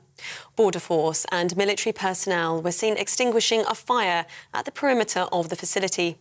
According to a Reuters photographer at the site, the man pulled up in a car and threw 3 improvised bombs with fireworks attached. He then drove to a nearby petrol station where he claimed his own life. Meanwhile, almost 40,000 people have now crossed the Channel so far this year, with British authorities saying yesterday was an extremely busy day of migrant activity. Ministry of Defence figures show 990 people were rescued from 24 small boats. Sources have told GBNews that officers are responding to 5 boat sightings today. A period of national mourning has been declared in South Korea following a deadly stampede which killed more than 150 people. 22 foreign nationals from 12 countries are among the victims who were crushed during Halloween celebrations in Seoul. Most were in their teens and 20s. More than 80 people were injured. The country's president, who visited the scene, has ordered a thorough investigation into the cause. The US has again accused Russia of weaponizing food after the country suspended a Black Sea grain deal. Moscow's move follows a claim that its fleet in Crimea was attacked by drones, with Russia's ambassador to Washington suggesting British military specialists helped Ukraine organise the strike. US President Joe Biden says the decision to halt grain exports will only exacerbate the global food crisis. TV, online and DAB plus radio, this is GB News. Now it's back to Angela.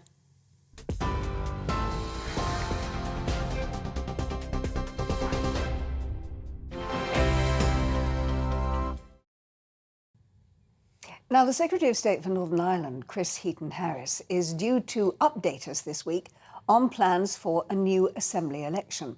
And it comes, of course, after the deadline for a new executive to be formed in Northern Ireland passed on Friday.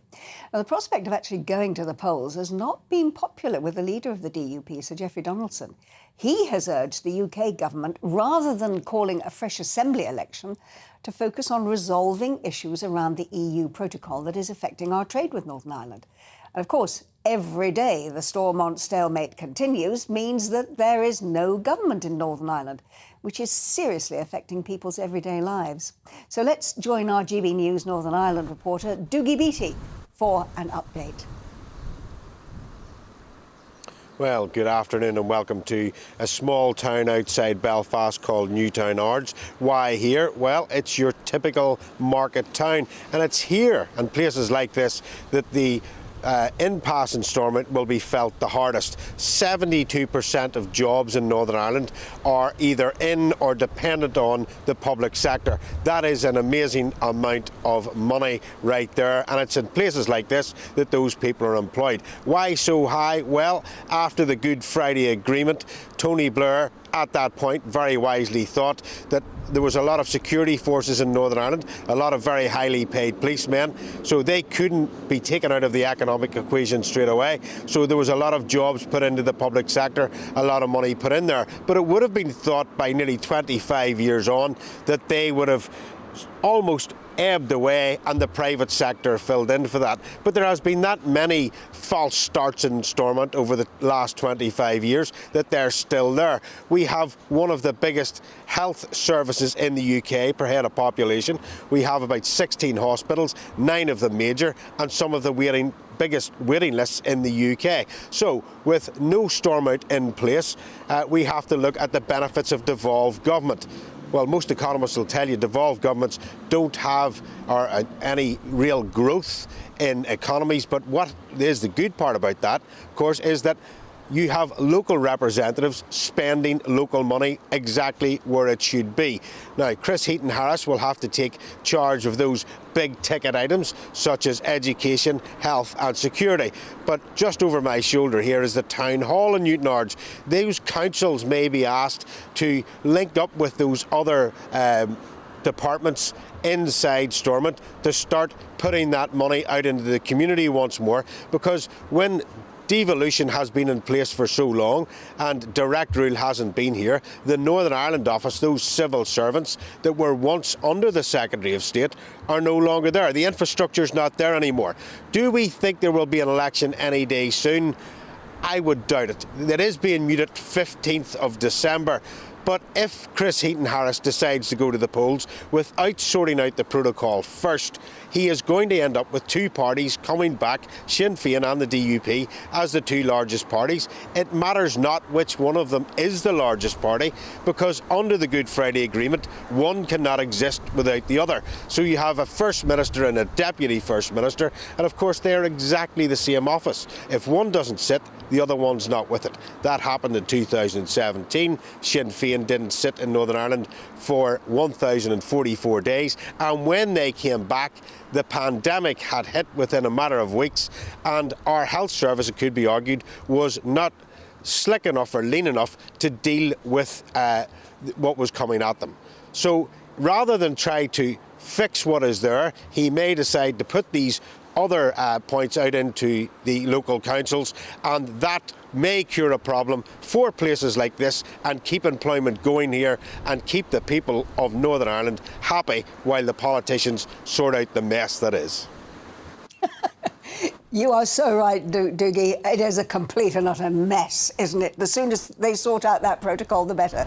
Thank you very much indeed for that. That was our GB News Northern Ireland reporter, Doogie Beattie.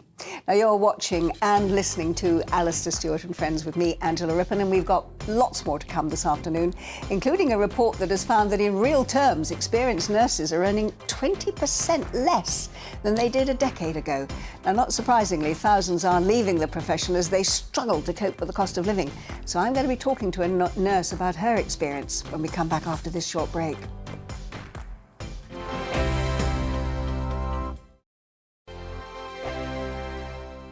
My name's Tom Harwood, and join me 9:30 a.m. every weekday for The Briefing, your one-stop shop for everything you need to know about what's going on in politics today. I wonder if this is a deal that might need to be like the biscuits in this factory, twice baked. Is there not an opportunity here to win out against the extremes? Tom Harwood, GB News. What are you going to do about it?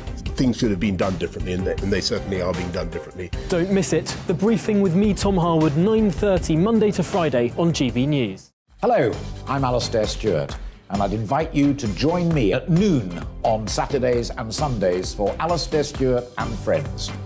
I've been in this business for over 40 years. Now, here at GB News, I've never been happier. I get to choose the big stories that really interest me. We hear what you have to say, and you hear what I have to say. I really hope you can join me, noon on Saturdays and Sundays. I'm Mark Dolan. Join me at 11 on GB News for Headliners, in which I'll be joined by two of the UK's top comedians discussing tomorrow's papers. If it's an important story, we'll cover it, but we'll have some fun along the way. Headliners, the late night paper review that won't send you to sleep like the others will. 7 nights a week at 11 p.m. on GB News.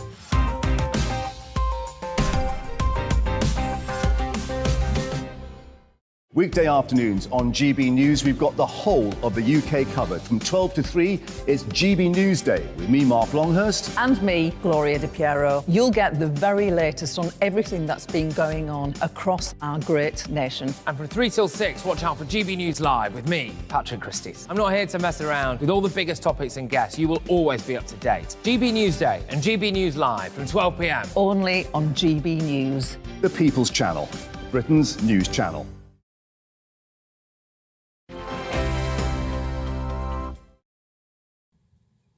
Welcome back. It's 20 to 2 and you're watching and listening to Alastair Stewart and Friends on GB News with me, Angela Rippon. Now, 40,000 nurses left the NHS last year, and it seems that an additional 32,000 could leave in the near future due to a real-term fall in wages. And NHS nurses are earning around 20% less at the moment than they did 10 years ago. And for the very first time in history, they're going to be balloted over strike action by their union, unison. Well, joining me in the studio now is nurse and writer Sarah Jane Palmer. Sarah, we've been talking with my guests here today about the NHS and all, I think everyone agreeing that actually the whole system needs a complete reboot. Yeah. You're a nurse, you've worked in the system, you have practical experience of it. Yeah. If we could sit you down with the Secretary of State for Health and the Prime Minister, what would you say to them that you feel needs to be done? I think what needs to be done is tackling the cultural issues within the workforce, because staff retention depends not only on tackling the fair pay issue, which is one issue alone, but it's about the actual institutionalised cultures that you come across within the NHS as a system as a whole. So I think they'd need to do a root and branch analysis to see what's working, what's not, and to create an initiative to tackle discrimination and bullying as well. And then that, in turn, can help staff retention. And then by helping staff retention, then a lot of the way people are feeling within their jobs should improve, whether they've got as much as 15% pay rise or not, because I think there's a lot within the culture that needs to be fixed. Steve Barclay is saying that he wants to get rid of some middle management. I think if you talk to any member of the public, they'll always say, well, there's more managers than nurses. Yeah. Is that something that you've experienced? I mean, are those people there because they really need to be there? No. Or like Steve Barclay is saying, that they're actually a drain on the frontline staff? Yeah, I think he's got a good point there, to be honest. There's quite a lot of managers, even some of the nursing managers aren't really necessary. They end up just stuck in an office all day on different Zoom meetings and things. Some of them work very hard. It depends which speciality you're in and what the job is. But there are a lot that could be cut, so that money could be saved. And if that was put into something like social care, that would offload pressure on the nurses in the acute settings, where there are a lot of people in beds for months on end, and they shouldn't be in an acute setting, they should be in social care. So I think that can release funding, and then that can help also with the crisis with the workforce. Yeah, there is a crisis with the workforce. I mean, look at those extraordinary numbers of the number of people that are leaving. But clearly, within our medical schools at the moment, a lot of nurses are coming in. Yes. What would you say to them? To say to them, actually, yes, please still come and be a nurse because it is a worthwhile profession. Yeah, I would say that. Think about how wonderful it feels to actually give part of yourself to help others, and the good effect you can have on those around you in the team, and help to foster a really positive culture within the team you're in, and encourage people to want to come back to work, not leave. I think when people become disillusioned with their nursing career, that's when they leave. Whereas when you can all support each other, then it works well.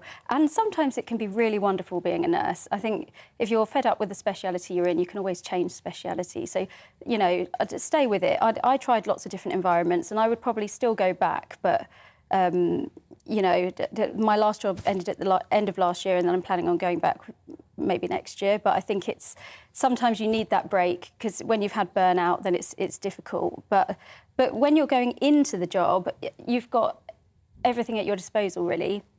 So I'd say just use your energy in a positive way, and yeah.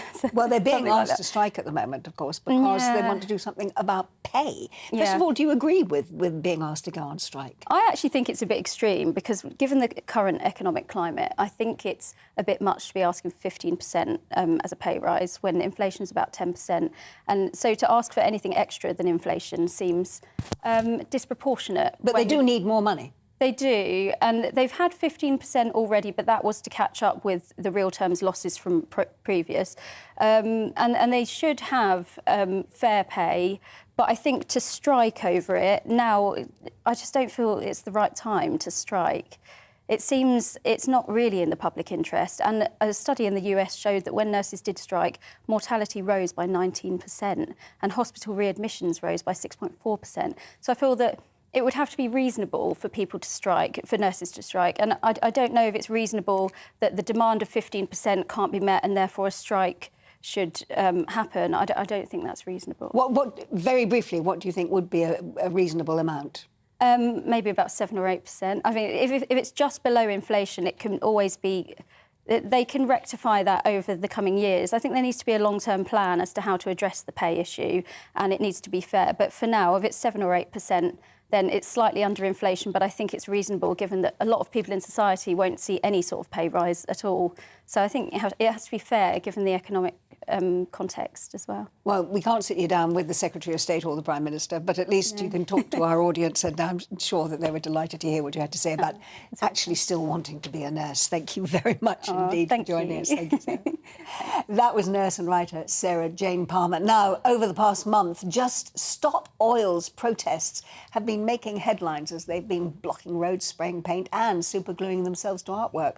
Well, we've seen frustrated members of the public dragging protesters out of the roads, and now the Met Police have issued a statement acknowledging the disruption and saying that up to 200 officers a day are being diverted to the protesters from their crime-fighting duties.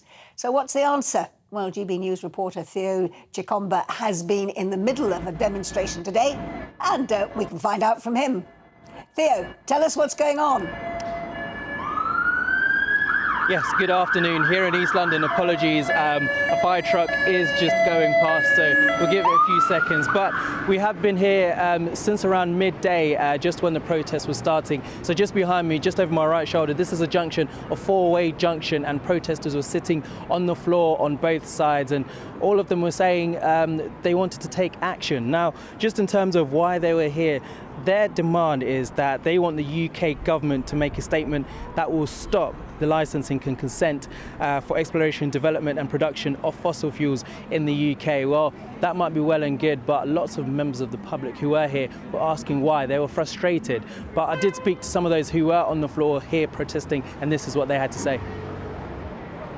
Carbon emissions are now at such a dangerous level. We are just a tiny, tiny fraction away from irreversible climate change. And irreversible climate change, means there's nothing we're going to be able to do. We've got hit tipping points, which will create even more momentum to take us into a dangerous, very dangerous situation. We figure that this sort of action is the only way to effect real change. I personally feel, and I think a lot of us do, that democracy is a sham. I'm here because our nature is in desperate trouble. Our rivers are sewers. That's a crime. That's really a crime. I'm here because our government plans to put more poison into the air when we're already poisoned. So the protesters were here for just over an hour, and just during that time it started to build up. People were coming to find out what exactly they were doing, and you could sense there was frustration here. Some people shouting at them saying you are wasting police time, they could be out doing other things, but they were adamant. They stayed on the floor. Some of them were glued together with a steel pipe, and the police had to bring in some instruments to let them go. And this is what the Met Police were saying just across this weekend. They were saying actions by Just Stop Oil have caused significant disruption and frustration among the public in London, and as we saw that here today in the last hour or so. The road has now opened, but as you mentioned before, this is not the first one. They have been doing this for the last couple of weeks, and I believe tomorrow is the last day they'll be taking action this month. And we saw some of the traffic they caused just on the Dartford crossing just a couple of weeks ago, where the traffic was halted for almost 3 days as those protesters hung themselves on there. But today here in East London, they did cause traffic on this four-way junction, and it probably isn't the last one, but it's been very busy here, and the roads are open, and the public are sort of happy that this is sort of over for now, at least. Theo, thank you very much indeed for that. That was GB News reporter Theo Chikomba. Now, the Met Police have released a statement regarding the ongoing protests across London, saying we need to work within the clear legal framework and secure evidence for the offence of highway obstruction, showing clearly that there is an obstruction, that it is deliberate, that it is unlawful, and finally, within the context of protest, that it is unreasonable in all of the circumstances. So that's the latest from the Met. It's time for Sunday Savings, and this week the theme is Zero Waste Halloween, which is why I've got some pumpkins here with me in the studio. Now, with many of us actually drowning in pumpkins and decorations ahead of tomorrow night, trick-or-treating, of course, is going to be on the menu, but how can we make sure that we don't waste it all, and possibly that we're able to recycle it for better sustainability? Well, various pumpkin-related recipes have been floating around online, but how can we ensure that our bins are not overflowing coming November the 1st? Joining me now is Katie St. Lawrence, podcast host of the Sustainable Squad. Katie, thank you very much indeed for joining us. how are we going to... I mean, most people will have already made their costumes for Halloween and done so, but how can we ensure that there's not going to be any waste at the end of it? Yeah, that's the thing, because it's only tomorrow, so everyone's already got their costumes and everyone's carved their pumpkins over half term. So really, there's a few things you can do, because like Halloween, like any other festival that we celebrate, there's going to be a lot of stuff that you can reuse. So like costumes and decorations, if you treat it like Christmas, if there's got some good use in it still, then carefully take everything down and put it away to be used another time is always a good thing. With pumpkins, so I know there's loads of pumpkin recipes out there and there's some really good ones, but quite a lot of people's pumpkins by Tuesday will have seen better days and may not be that appetizing. I think you're putting it mildly, Kate. They look pretty grim, actually, after a couple of days, don't they? But, I mean, there are lots of pumpkins around, and so perhaps people, are going to be buying them anyway. But anyhow, look, the thing is, we can recycle, can't we? And so, I mean, when I was little, I remember at Christmas time, we used to recycle Christmas cards to make labels for Christmas presents the year after. I mean, a lot of your recycling ideas can be presumably generated for other holidays like Christmas. And we've got plenty of time now to plan for Christmas, so give us some ideas there. Yeah, exactly. And I think what's a really good mindset with anything like this is think about what's already in your house, what could you borrow from a friend or neighbour, or if you haven't got anything, what could you get from a charity shop or a second-hand shop? That is just like the way, it's quite fun going around all your wardrobes and cupboards and seeing what you've already got. And I'm a big fan of turning old cards into new things. And other things like decorations, it sounds a little bit Blue Peter, but you can use a lot of things like tin cans and cardboard tubes and things like that to make all sorts of weird and wonderful things. I was thinking about sweets. Sweets is obviously a huge thing. All my mates' kids are climbing the walls at this stage with sugar. But actually, if you can sneakily grab some of the sweets and hide them and save them for Christmas, there's quite a few things you can actually like spread across the occasions as well, rather than having one big gorge at Halloween and then starting again in December as well. I'm going to give you now my recipe for pumpkin soup, because I took it out of one of my cookery books today. Here, I've got it here. The thing is, as you say, you can't really use the ones that perhaps you've been rather like the ones I've got here in the studio with me. Oh, there we go. You know, these that were, I think, on the programme earlier today, because they will look a bit manky and they won't be very appetising. But I know that a lot of farmers now are growing pumpkins, and I'm assuming that after the 31st, they'll still have quite a lot in the fields. So it'd be quite nice, actually, to use the pumpkins to make pumpkin pie or whatever. So we're going to give you a really simple recipe for pumpkin soup. This is it. Now, the ingredients are... We've got 900 grams of pumpkin. We want 45 millimetres of olive oil.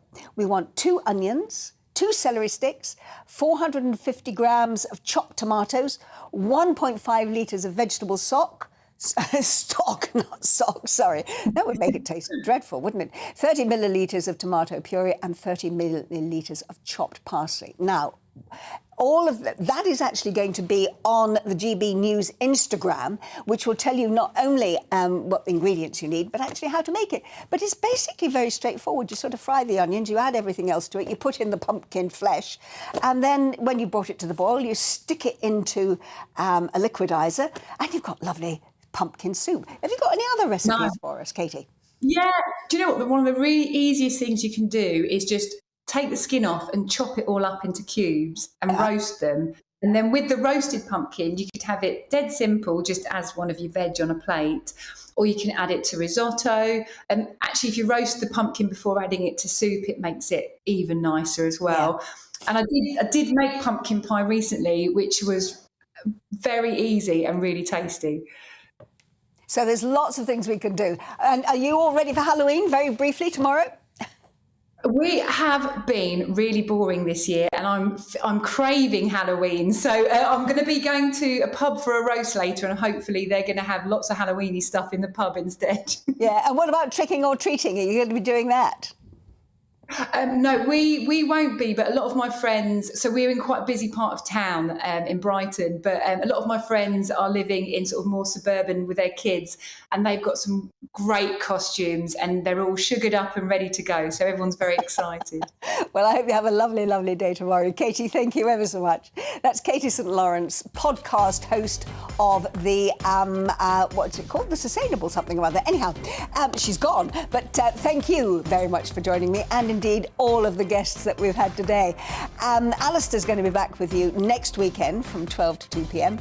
But in the meantime, if you are going to celebrate Halloween tomorrow, I hope you have a lovely day and enjoy the rest of the day. In the meantime, thank you so much for your company today, and you stay safe and well. Bye-bye now. Looking ahead to this afternoon, and the UK is looking mixed with bright spells and showers and more general rain clearing from the southeast. Let's take a look at the details. While showers affect mainly southern parts of the country, the north of Scotland should escape most of them this afternoon. There'll be plenty of bright weather, although it will be quite windy. The odd shower is possible across Northern Ireland, although many parts should be dry, with some bright or sunny spells developing at times. A changeable afternoon is expected across northern England. Some sunshine slightly, but there'll also be a scattering of showers, some heavy and possibly thundery. Northern parts of Wales will also have a mixture of showers, although in the brighter moments temperatures should reach 16 degrees Celsius and 61 Fahrenheit, which is above the late October average. The south to southwesterly breeze will feed the occasional shower in across the East Midlands. There will also be some brighter breaks through. Out of the wind, it shouldn't feel too bad at all. After some earlier patchy rain, East Anglia should just about remain dry for the second half of the day. The wind should also be a bit lighter here. The middle of the afternoon also looks fine across southern counties of England. There'll be some cloud floating around, but with the sun appearing through at times. Heading into the early evening, most of the showers will die out to leave clear spells, although it will stay breezy. And that's how the weather is shaping up for the rest of the day.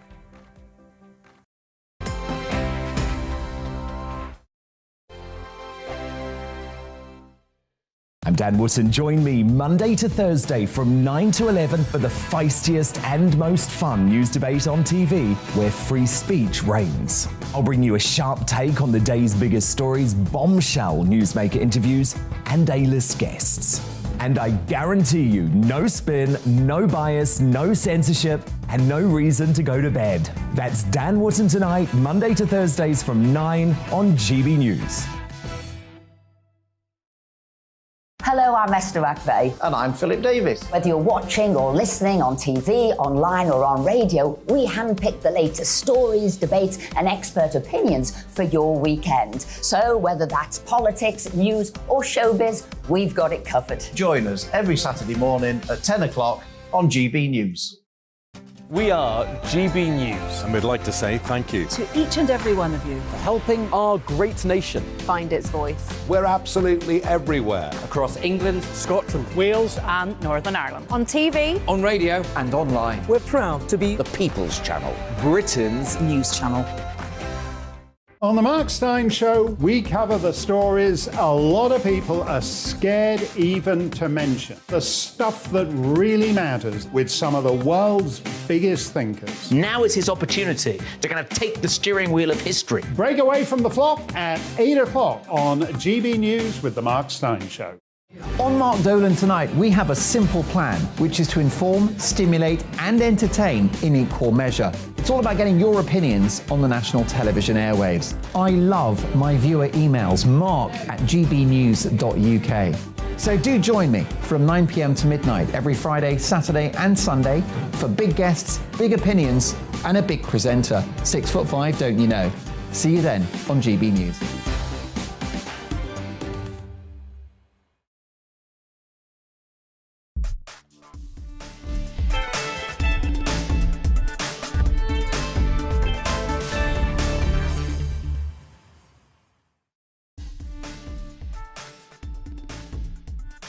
Common Sense Crusade with me, the Reverend Calvin Robinson, on your TV, radio and online. This show is all about championing common sense. On today's show, we'll be discussing the sanctity of life in relation to abortion, the controversial banning of fracking, and are afros now a protected hairstyle? First, let's check on the news headlines.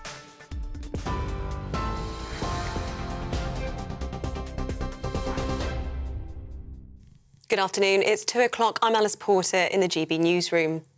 Improvised bombs with fireworks have reportedly been thrown at a migrant processing centre in Dover. Border Force and military personnel were seen extinguishing a fire at the perimeter of the facility.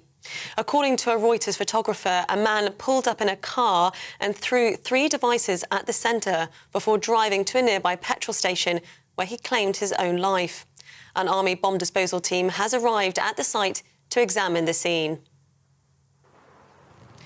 Meanwhile, almost 40,000 people have now crossed the Channel so far this year, with British authorities saying yesterday was an extremely busy day of migrant activity.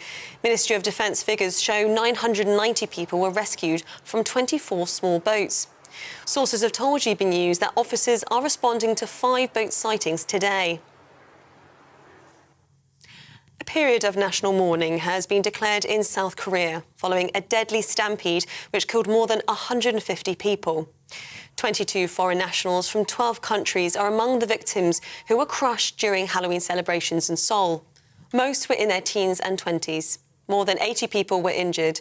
The country's president, who visited the scene, has ordered a thorough investigation into the cause. Australian Nathan Tavaniti described a wave of people in a narrow alley. One of his friends died. There's so many people. What are you going to do with 10 people? Yeah. And I had to turn around and I told the crowd, you can't come this way. People are dying. Because I already knew how bad it was. And people were being so rude. And I had to tell them, you can't come this way. And then it took so long for emergency services to arrive. Serious security concerns have been raised following reports the phone of the former Prime Minister, Liz Truss, was hacked. The government has been urged to launch an urgent investigation into the apparent breach. Citing unnamed sources, the Mail on Sunday says spies suspected of working for the Russian president gained access to sensitive information while she was running for the Tory leadership. It also claims up to a year's worth of messages were downloaded, including top-secret details about Ukraine. The Levelling Up Secretary has rejected calls for the government to publish documents on the Home Secretary's security breach. It's after Labour said it would try to force the government to publish its assessment on Suella Braverman's actions as backlash grows against her reappointment. Both Labour and the Lib Dems have raised national security concerns and called for a Cabinet Office probe. Speaking to the BBC Sunday with Laura Koonsberg, Michael Gove insisted he's more than satisfied with her position. Resigning, accepting responsibility, apologising, and then in being assured by the Cabinet Secretary and the Prime Minister that Suella coming back into office was the right thing, that Suella is now in a position to do the work. The Bank of England is expected to unveil its biggest interest rate hike in 33 years as it works to tackle inflation. Economists believe the Monetary Policy Committee will increase the rate by 0.75 percentage points to 3% on Thursday. It comes amid warnings that spending cuts and tax hikes under the new Prime Minister could lead to a deeper recession. The West has accused Russia of weaponising food after the country suspended a Black Sea grain deal. Moscow's move follows a claim that its fleet in Crimea was attacked by drones, which it says have now been recovered and analysed. Russia's ambassador to Washington suggested British military specialists helped Ukraine organise the strike, which the UK denies. The number of rough sleepers in London has increased by 21% in a year. City Hall figures show there were over 5,000 people on the capital's streets between April and September. The London Mayor Sadiq Khan is urging the government to take action to tackle rising bills and housing costs. This is GB News. We'll bring you more news as it happens. Now it's back to Calvin.